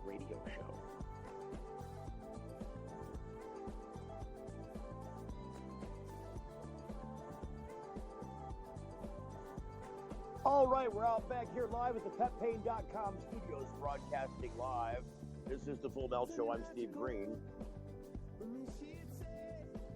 Puffin Stuff is closed, but the collection booth for signatures to legalize marijuana in 2016 at the voting booth is open. And that means you can come here, you could have come here at 4 o'clock in the morning or 2 o'clock, any time of the night. We'd have accommodated you. And still will. I'm doing it without any sleep whatsoever. Hey, Bobby, you wouldn't be doing too well this morning if you didn't get to sleep last night, would you? No, I doubt I would. Yeah. You sound a lot bright-eyed and more bushy-tailed than I. Oh, yeah. Hey, everything's roses and, what's the phrase? Peak roses and what? Sunshine? Ah, there you go. Sunshine and roses. I want to know where the It's sun's just- at, Bobby, just the because all I'm roses getting is rain tonight. over here. You know what I'm going to do? I think I'm still doing that habit of holding the phone up to my face. I'm talking to a cord on my shoulder is what I'm doing. It's amazing that a microphone and a wire on your shoulder can be that resilient. You never did turn that EQ back on, did you, Bobby? I hope you didn't, because that EQ made our audio suck. The EQ? Yeah, the equalizer. Remember that you pushed a button and it made a bunch of red lights on the board come on? No, it's off. Yeah, I turned it back off because it makes our shows sound like hell is what it does. Oh. Yeah, it's not meant for broadcast. And then it gets worse because if you record it that way, so you've already run it through the equalizer before you recorded it, so it already sounds more like a telephone. And the whole purpose of being Skyped in is so that we don't sound like we're on the phone. We are using a traditional microphone when we're standardly Skyped in, but right now we're Skyped in through an iPhone that's actually tethered to a wall, and the cord coming to my head, through which I'm talking to you, is only about 3 feet long. But you know what? Right now I'm kicked back. I'm kicking back as we speak. Kicking back and lighting a smoke. What do you think about that? I need some flatbed time. I hope I don't fall asleep while I'm talking to you. Hey, if I fall asleep, call me back, Robert. I'm just kidding. I'm not going to fall asleep. But it's a lot easier, too, now that I'm in an inclined position. Are you in an inclined position, Bob? He's like, oh, God, stop talking to me. I'm not going to pick up the mic every 5 seconds. Shut the hell up. So, yeah, I'm inclined now. I'm inclined to help you get to me so you can sign that signature sheet. You see what I did there? That was double entendre. Inclined. Nothing? You got nothing? Crickets. I got crickets. All right, so, I used a little sleight of tongue.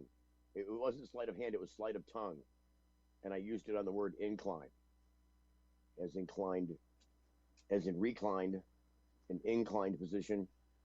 Never mind. So delirium kicks in, and the rest of the world revolves around, I guess. Yeah, we just keep spinning, regardless of what's happening in my tired little peanut brain. And I'm not really peanut brained, I'm just being self-deprecating because it's fun. If I was peanut brained, I wouldn't have the gumption to take on a challenge of talking. I think the only other time that I've ever talked myself into being pissed off about me talking, I was drug induced. And it was a long time ago, like in the 80s. Hey, who wants this? Make me stop talking because I can't stand myself. Can somebody shut me up, please? I mean, that's how it was. I'm in the opposite mode now, and I'm not drug induced at all, but I am very tired. Like I said, have you ever watched? Do you remember watching? Did you ever get to watch a chance, Bobby, to watch? And I'm trying to make you talk now. I'm trying not to make you talk, but I guess I don't have a choice. You ever remember seeing the Jerry Lewis telethon? You ever watch that? Jerry Lewis telethon? No, I don't think I have. It's the muscular dystrophy, the Labor Day muscular dystrophy telethon. You never saw that? No. Wow. Was it back in the day? Was it before me? No, it actually just went off the air last year. Jerry Lewis died recently. And so, there wasn't, the traditional spokesperson, the guy that wrangled this thing together, because this was all him since like the 60s. Since like the late 60s, early 70s, Jerry Lewis has been on television every single Labor Day for a 24-hour period. And it used to be all the networks like CBS, NBC, ABC. This is probably before Fox came along originally. But the three big networks and some side networks would all carry the Jerry Lewis Labor Day telethon. I think even public TV did it sometimes. And so the telethon was people would be collecting money all throughout the year for muscular dystrophy. And what they would do is, they'd have a fishbowl in their party store or their convenience store or their gas station, or they'd have, some kind of spaghetti dinner at the Rotary Club. They would have these little fundraisers or collection bins, and they'd get this money together, and then they would, put it together in a big money order. And then when Labor Day came along, they would get to go on TV and present their check to whoever the local chapter was. So there was a national Labor Day, telethon, which, was produced probably by the networks or, I don't know, an independent company, but it was all nationally produced. And it was like the network. It was like the big network because all the other TV networks carried this Labor Day network. So there was a national cutaway, and they do this national segment, and they talk about national collections, and they do a national tote board. And then they cut away to the local stations, and the local stations could report to you about, the local collectors and the people who are making it happen, collecting locally. And the rolling tote board, they'd have a goal every year, and they'd roll that tote, I don't know, every couple hours, they'd roll that tote board, maybe even once an hour, they'd roll that tote board, and you'd see the numbers go up and how many dollars they collected. It was an exciting thing. And so they'd have guests on, they'd have comedians, and they'd have singers, like a variety hour kind of thing. But in between was always sprinkled some story about some kid with muscular dystrophy and how you can help them through contributing to their muscular dystrophy telethon. So he did this 24 hours, and it was 24 hours straight. He never slept. He stayed up for the full 24 hours from the time it started until the time it ended. And I always thought, wow, that's a lot. That guy stayed up a whole day and night to do this thing, this really cool thing for a charity, and it's a great cause. And he's been doing it since the 60s or the late 60s, I'm pretty sure. And they just ended the telethon last year after his death. And like I said, probably only because the networks got greedy and there wasn't any big talent wrangling behind it anymore to make it happen. So it just kind of fell apart. So, but he used to do this every year, and they always did it. I think the networks were willing to give him that time because I don't know if you noticed or not, but around Thanksgiving and Christmas and New Year's, all the network television programming for a week straight goes right in the tank because they don't play any of their big money shows during that time because they figure everybody's gone and nobody's there to watch it. The ratings are really low during those periods, so they won't play any of their costly shows, the shows that cost them a lot of money to make. They won't play them during that time because they need to recoup that money through advertising revenue. So Labor Day was one of those periods where people were off on vacation doing their thing. It's the last big hurrah for the summer. And so because television viewership was low, those stations were willing to give that time away. It's not so much anymore. They can get infomercial money, and they don't care what the listenership is. You know what I mean? They'll run whatever now. So, we've gotten a lot more greedy at the TV and radio station level, and so it's changed a lot. But that being said, 8 days is 8 times a Labor Day telethon. Now, that guy did this for 40, 50 years he did that telethon. We're just doing this once, and it's 8 days in length. It's 8 times that. So now I feel Jerry's pain. I mean, I have managed to catch a little wink here, a little wink there. It's only been a couple hours, maybe 3 hours tops, 20 minutes here, 20 minutes there. And I'm telling you, it's getting, it's taking its toll on my body, and it's taking its toll on my functionality. My ability to put things together mentally is dissipated. My ability yesterday to measure my own demeanor was inhibited greatly. So I imagine that caused the situation to escalate with, some coworkers who are dedicated to this cause, and myself. And I realized that there was an escalation, but I didn't realize that I might be contributing to it. I certainly was. And I just couldn't tell because I was so darned tired. I mean, I'm worn out already. So I'm not here whining. I'm here collecting signatures. I mean, I knew this pain was coming, and I'm not going to complain about it. In fact, I welcome it. If I get really tired, it's part of what's going to happen. I hope that if we get some media calls here this morning, that we'll be able to hold it together and keep it good, kind of explaining things in a thoughtful way, and hopefully motivating people to come down and sign the petition, because they know we're doing it here, and it doesn't matter if you're on the third shift and you've got a half-hour lunch break and you can come over, in between your stamping plant job and sign the petition and run back. If that's your only opportunity, we're here to fill it for these 2 days. We're already past the first day. We were here all day Sunday for the farmers market. A lot of traffic there, some corner traffic here. But I'm hoping now that it's Monday, we'll talk to some more media people, because they've been kind of entertained by what we're doing along the way, and it's an interesting kind of human interest story. And it also ties in with some other news, so it's an easy go-to. I'm hoping we get some morning show participation and possibly some TV show participation where they can come out and talk to us. So it's kind of hard to tell exactly what we're doing right now because it is raining, it is dark, it is early. But this is the kind of thing that has to happen. It's the kind of thing that has to happen if we're going to get the job done. What time do you got? It's got to be like 48 minutes after. It's got to be somewhere in that neighborhood, I'm guessing. It's 46. So look at that. So that's 2 minutes off. I'm not even looking at a clock, and that gives you a good idea. You can tell time by just how long I've been talking. Oh, good God. If it's going to be twice this painful by the end of this campaign, I'm probably not going to want to come on the air and do another show for a week straight.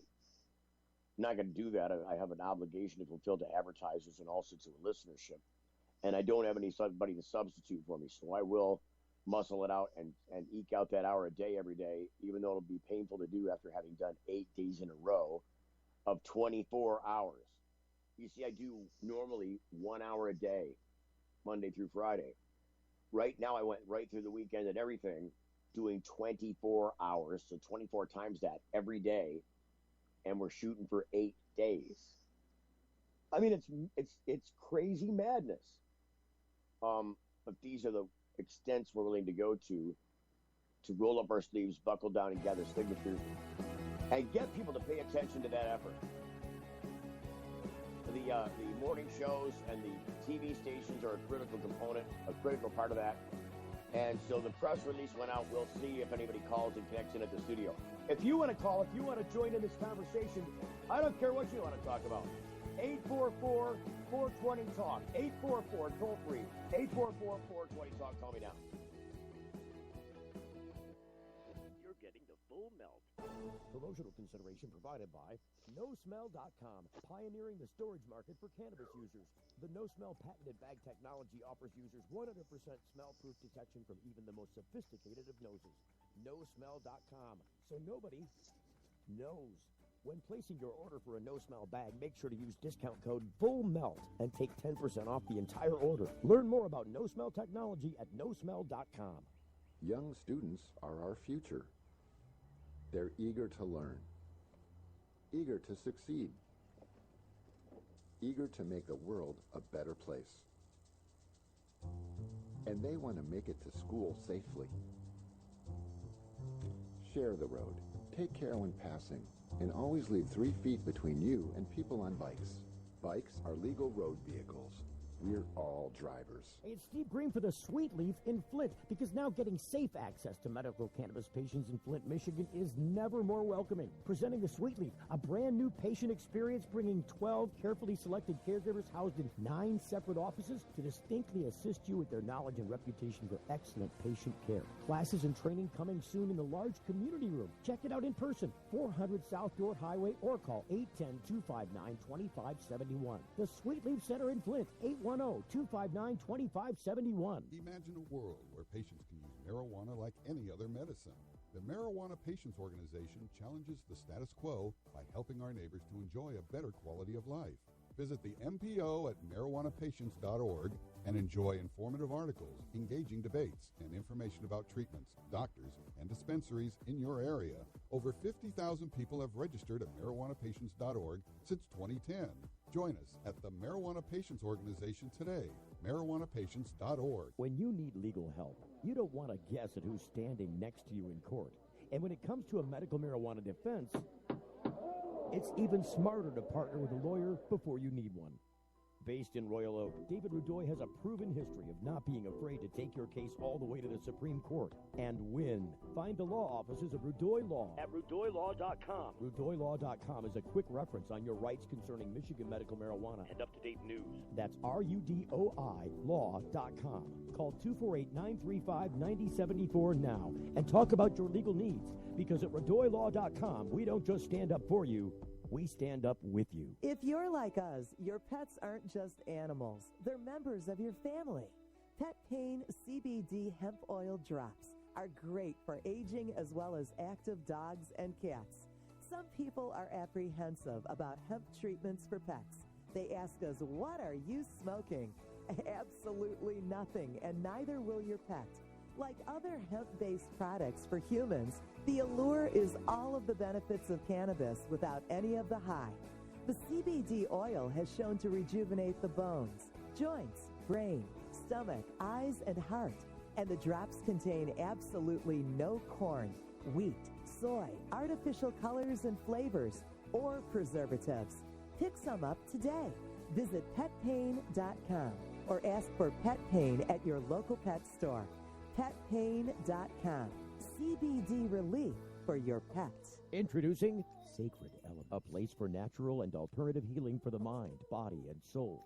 Sacred Element. It's one place, all solutions. Alternative healing services, specialists, natural and health goods. Sacred Elements. Classes and training, healing circles and group sessions. Sacred Elements. Belly dancing, yoga, meditation, and crafting. Sacred Elements. Next to the Sweet Leaf, 400 South Dorr Highway, Flint. 11 to 7 daily, closed Sunday. Call 810-259-2570. It's the Full Melt Radio Show. Radio show.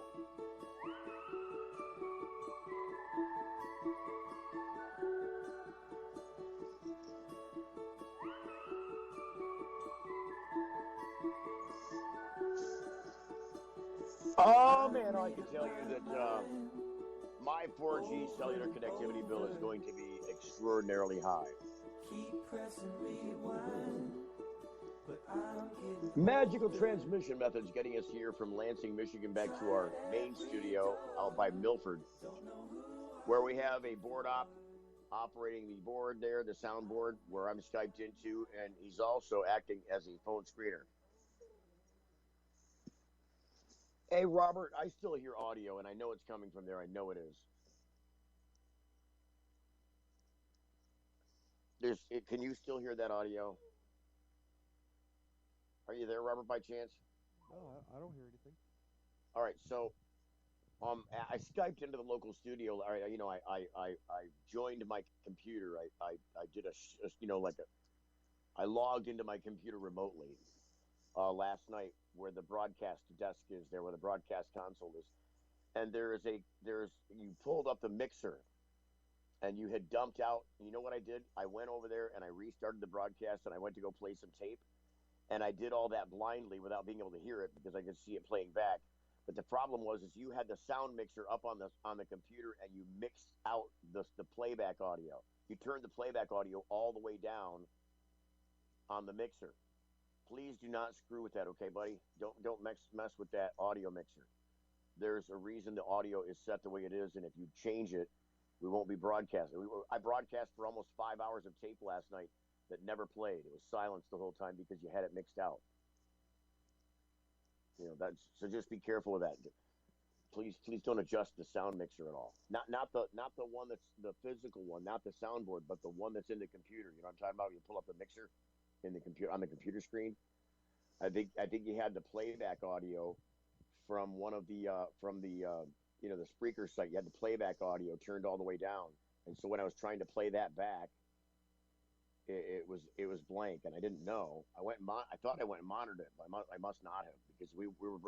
Brian got in there last night, and he's like, "Hey, why is this all quiet?" And I tuned in, and we were broadcasting live, and it was nothing on. So I logged in while he was there, and I turned that sound back up on that mixer, and then you could hear it on the air. But there's something definitely playing in the background, and it's not my phone. I'm 100% sure it's not my phone. I'm gonna double check anyways. Try and close it down. No, see, that's closed. There's no way I'm getting audio from any other location that I can tell of. I've closed everything down. You know what's really weird now, though? I just closed down the Spreaker app again, and the audio went away. But I wasn't logged into Spreaker to play anything. It was just on the like the home page, like the general home page. And I just opened it back up again, and it's silent. So I don't know what, maybe it is my phone. Maybe I'm probably completely wrong, Robert. So I wanted to tell you this bit of a news story. Do we have time? I got about 5 minutes, so let me just cover this before we hit the top of the hour. Yeah. This secret document reveals, according to attention.com or ATTN.com, on the economy, this secret document reveals one big bank's crazy marijuana plans. Get this, it's dated December 12th. That's Sunday. That's Saturday. It was only a matter of time. Wall Street heavyweight Merrill Lynch, the wealth management division of Bank of America, has apparently already started thinking about its role in the marijuana industry. A 45-page equity report leaked to the Philly Inquirer columnist Chris Goldstein suggests that Merrill Lynch is paying close attention to the budding industry. The company says that it's particularly bullish on the cannabis testing market. A prospective investor who received the report last week recently shared it with Goldstein. It included information about various components of cannabis like THC and CBD, state medical laws, marijuana conditions that marijuana has been shown to treat, public polling, and details about publicly traded companies already operating in the sphere. The Merrill Lynch report did not in any way touch upon investing in any company that was directly in the business of growing, processing, or selling marijuana products for medical purposes or personal use under state laws, Goldstein reports.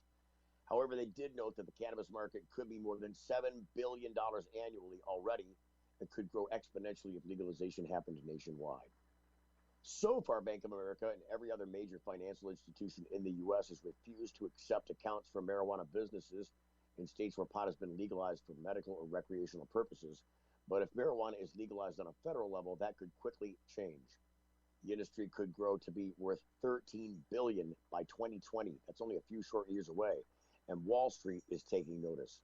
Rather than investing in the federally illegal industry directly, Merrill Lynch says it's looking at life science tools associated with cannabis that includes equipment used to test cannabis potency and quality, and the market for that equipment is expected to grow to between $50 and $100 million by 2020. One of the companies cited in the report is GW Pharmaceuticals, which is currently conducting FDA-approved clinical trials on the CBD drug Epidiolex. CBD is a component of cannabis that's non-psychoactive and has been shown to have a range of health benefits, including pain management and the treatment of epilepsy. GW made headlines this week when they presented the most recent data from the trial to American Epilepsy Society's annual meeting in Philadelphia. According to Philly.com, they reported that the drug was well tolerated and showed promise. Further testing will continue in 2016. This investor advisor added, in order to tell how much THC is in a given bud or if it contains any adulterants, requires some expensive and specialized devices. Gas chromatographs, mass spectrometers, and liquid chromatography equipment were exclusively in academic research laboratories or in the pharmaceutical industry. Now labs exist specifically only to test cannabis plants and products. Medical cannabis has a high potency, a high potential, the report notes, a high potential, high potential. That's a joke. Bank of America representative declined to comment on the report, but told Attention at attention.com that Merrill Lynch's equity reports on a wide range of markets and that the cannabis testing market report does not necessarily reflect changes in the company's stance on the marijuana industry. So there you go. And I'd play you the video. There's a video that talks about all that stuff. But I don't think it'll play while I'm on the Skype. Don't think it'll do that. So we reached the top of the hour, and we are broadcasting live in Lansing, Michigan, at 229 West Grand River. Puffin Stuff. We are a 27 foot. See, it's already sneaking in. 27-foot travel trailer. And we're parked right in one of the actual entrances. There's 3 entrances to the parking lot. We're parked in the way of one of them, so that we can sit here in prominent view on this intersection and collect signatures for MiLegalize. So we're trying to legalize marijuana in 2016, and we're going to get it done. I say trying lightly. We're going to legalize marijuana in 2016, but it is going to require your participation. And that participation comes in the form of putting pen to paper and signing your name on the petition, because none of it happens without that. We'll be right back at the top of the hour. At the station at the station. Stand by. The Full Melt Show is a production of TFM Media. The Full Melt Show is intended for a mature audience. It contains adult themes, adult content, and sometimes adult language. Listener discretion is advised. It's the Full Melt Show. Are you high? What are you talking about? It's the Full Melt. The Full Melt Show. A marijuana discussion about news, culture, politics, and lifestyle. FullMelt.com. Toll free. 844-420-TALK. 844-420-TALK.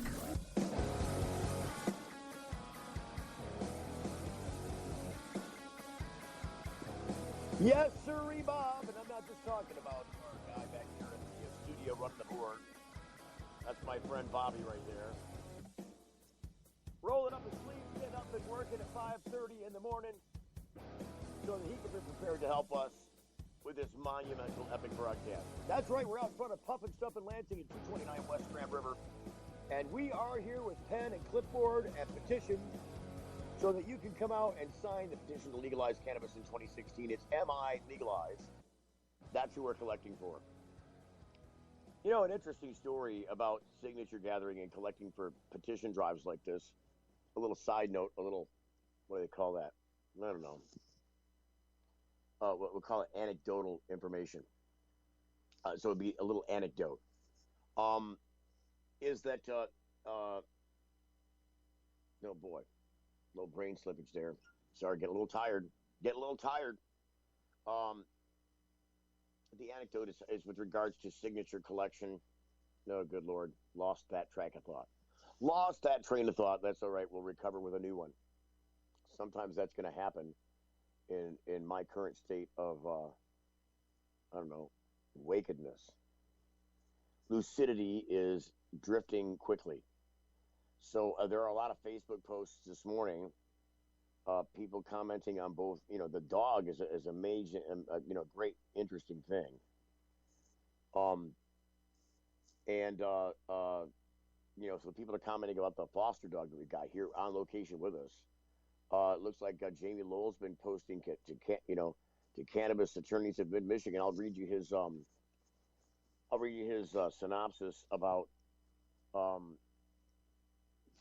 I think Cannabis Attorneys of Mid Michigan is headed up by Denise Policella, a former co-host on this program, and she was saying, hey, these bills are not over with. It was reported that they're dead out of committee, and that the Senator Jones asked him to be discharged from his committee, and he's not going to hold a vote on them.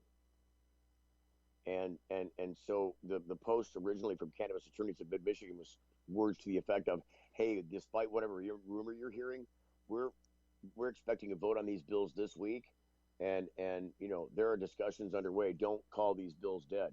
And that to me is just more fuel for the fire. Here's what Jamie Lowell has to say about that. The last time the bills were in a remotely workable state was the end of last session. He's talking about this time last year. They've turned into a damaging abomination and ought not to be supported by anyone purporting to be an advocate for sensible policy. Whether or not the horrible distribution bills will still be considered this year or next have lost steam. MIRS, a highly respected news source for Lansing politics, and MLive were the first to report that Senator Jones was not going to wait and possibly attempt to bypass the committee and request that Senator Meekhoff take them up on the floor directly. It is unclear what Senator Meekhoff is prepared to do, but he did say that he wouldn't consider it until next year. The legislature is inept, corrupted, and out of touch. And those are the truest words he's ever said in a sentence. The police are big. The police and big money interests have written an outrageously stupid bill that does not create a reasonable system, but would allow a privileged few the ability to operate, and further gives incentives and funding to police to continue arrests and paramilitary invasions into homes and businesses.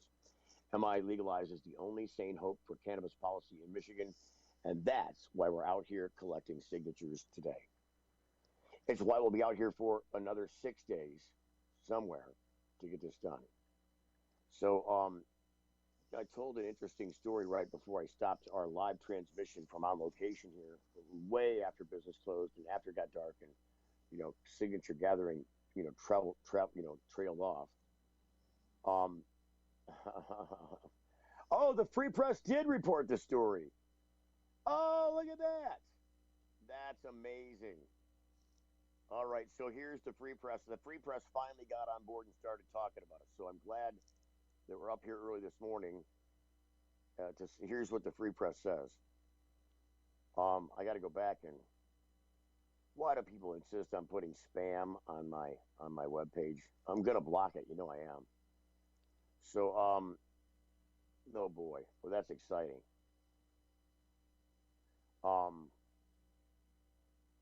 Let's just see here now. I gotta find the post, the actual post itself. Bear with me. I gotta go back to it because I approved it to be on my Facebook page.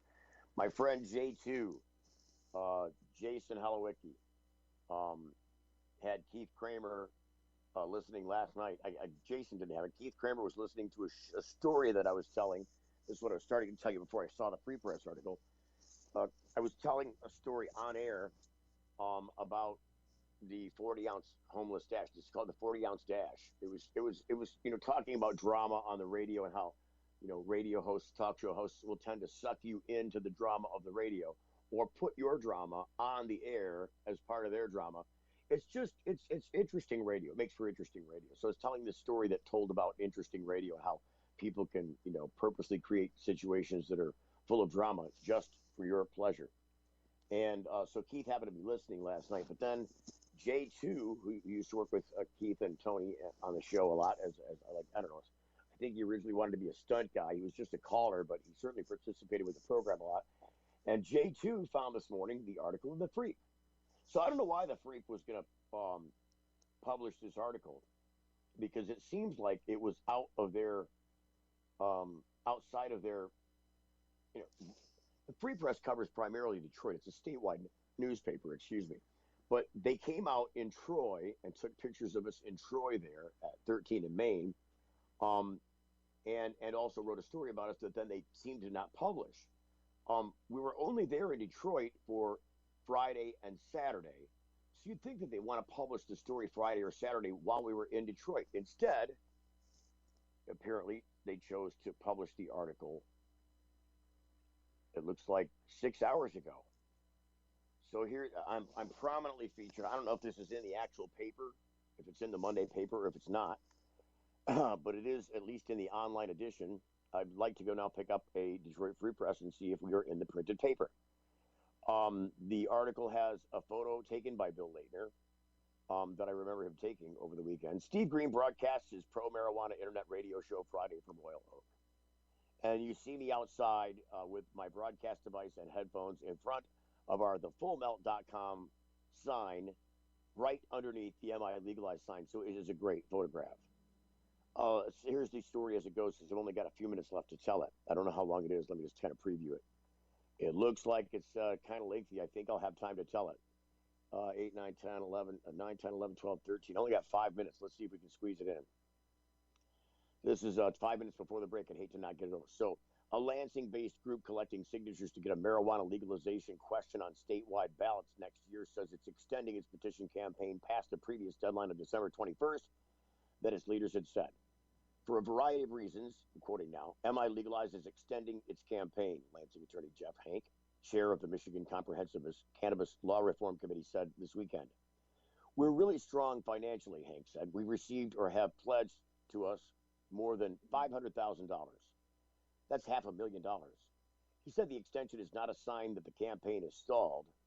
Although political experts don't consider that figure sufficient for collecting the signatures needed for a typical statewide ballot proposal, the MiLegalize group said it could succeed on that amount because virtually all of its petition circulators are unpaid volunteers, according to Hank, 34 of East Lansing.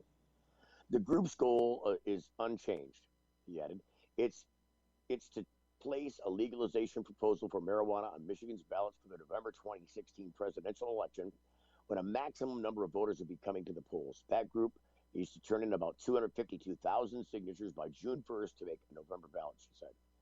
Another political marijuana petition group, the Michigan Cannabis Coalition of Republicans, mainly from Oakland County, had sought signatures for a competing marijuana proposal, but it dropped from sight recently, Hank said. The group's media voicemail system was full on Sunday. The group's website appeared not to have been updated recently, and spokesman Matt Marsden did not respond to a message that was sent to his cell phone. The MiLegalize group has been characterized as being a mix of Democrats, Libertarian-leaning Republicans, and independents. Among the volunteers gathering signatures for MiLegalize has been marijuana activist and internet radio broadcaster Steve Green, 48, of Lyon Township. That's me. Green on Friday launched a motorhome tour in Royal Oak, aiming to broadcast his Full Melt show via thefullmelt.com. Boy, he didn't put it in there right. It's thefullmelt.com. Oh, good Lord. He put a link in, but it's not correct. I got to have him go fix it. And do it live. We're at thefullmelt.com. They printed it as fullmelt.com. And do it live somehow for 24 hours a day. His goal, to gather a daunting 5,000 signatures in 8 days in 4 cities, in part by recruiting signers to gather more signatures on their own, Green said. I'm having expert guests on the show talking about why this effort is important to Michigan, he said. It would save money for state taxpayers by turning the attention of police away from pot smokers and focus them on serious lawbreakers, he said. People who go to the show's website can find a phone number for calling the show, he added. On Friday and Saturday, Green parked in Royal Oak on North Main at 13 Mile, broadcasting from a parking lot a few yards from Hippie's Pizza with the pizza proprietor's approval. I told him I'd be fine with people signing the petition out here, said Pizzeria's owner Christopher Culbertson, 43, of Hazel Park, wearing a tie-dyed Hippie's Pizza t-shirt. Nearby, Green stood outside a travel trailer donated for his effort, broadcasting via the microphone on his cell phone, while volunteer Brian Cash, 47 of South Lyon, walked back and forth near traffic lanes, holding up a sign that said, "Legalize it." Besides Royal Oak, Steve Green said he planned to park the travel trailer and set up his table for gathering petition signatures in Detroit, Ann Arbor, and Flint, and that on Monday he'd be in Lansing. In another weekend development, the Michigan Supreme Court, in a 5-2 decision, declined to hear an appeal from Kent County prosecutor who had challenged Grand Rapids' move to decriminalize cannabis in the city. In 2012, Grand Rapids residents, following the lead of voters in nearly 24 other Michigan cities, including Detroit, voted to make possession of less than 2.5 ounces of marijuana a mere civil infraction. Voters passed a charter amendment that makes possession of marijuana punishable by fines of $25 to $100 with no jail time. It also makes marijuana cases a low priority for police, according to the proposal's ballot language. Now, after the charter amendment was passed, Kent County prosecutor William Forsythe sought to have it overturned, saying it was an illegal infringement on his authority. Although Forsythe lost the cases in circuit court and the state court of appeals, an adverse ruling by the state's higher court could have ended the effect by nullifying similar ordinances in Michigan cities. This is a very big deal for us all around the state, according to Tim Beck, co-founder of the State for Michigan political action group that helped organize ballot proposals in more than a dozen cities. Thank you, Bill Lader, for printing that article. We'll see you back on the other side of the break. Don't go away. You're getting the full melt. Promotional consideration provided by NoSmell.com, pioneering the storage market for cannabis users. The NoSmell patented bag technology offers users 100% smell-proof detection from even the most sophisticated of noses. NoSmell.com, so nobody knows. When placing your order for a no-smell bag, make sure to use discount code FULLMELT and take 10% off the entire order. Learn more about no-smell technology at NoSmell.com. Got something to hide? Canalock offers discreet and effective storage solutions that destroy odor, so nobody knows. Canalock is a patented charcoal-activated bag that discreetly stores your marijuana. Canalock is made from the same material as military chemical warfare suits. Get yours at Canalock.com. Visit Canalock.com to learn more about no-smell technology. When you need legal help, you don't want to guess at who's standing next to you in court. And when it comes to a medical marijuana defense, it's even smarter to partner with a lawyer before you need one. Based in Royal Oak, David Rudoy has a proven history of not being afraid to take your case all the way to the Supreme Court and win. Find the law offices of Rudoy Law at RudoyLaw.com. RudoyLaw.com is a quick reference on your rights concerning Michigan medical marijuana and up-to-date news. That's RUDOI Law.com. Call 248-935-9074 now and talk about your legal needs, because at RudoyLaw.com, we don't just stand up for you, we stand up with you. We asked people to tell us something that happened in their past and something that might happen in their future. The good things were put on yellow magnets and the bad ones on blue. The results show the past was a pretty even mix of good and bad, yet the future was almost all good things. Now that you've seen the results of this experiment, what does it mean to you? We all want to think about positive stuff. Realistically, there will be down times. It's great to think optimistically, but let's plan for whatever the future might bring. Prudential, bring your challenges.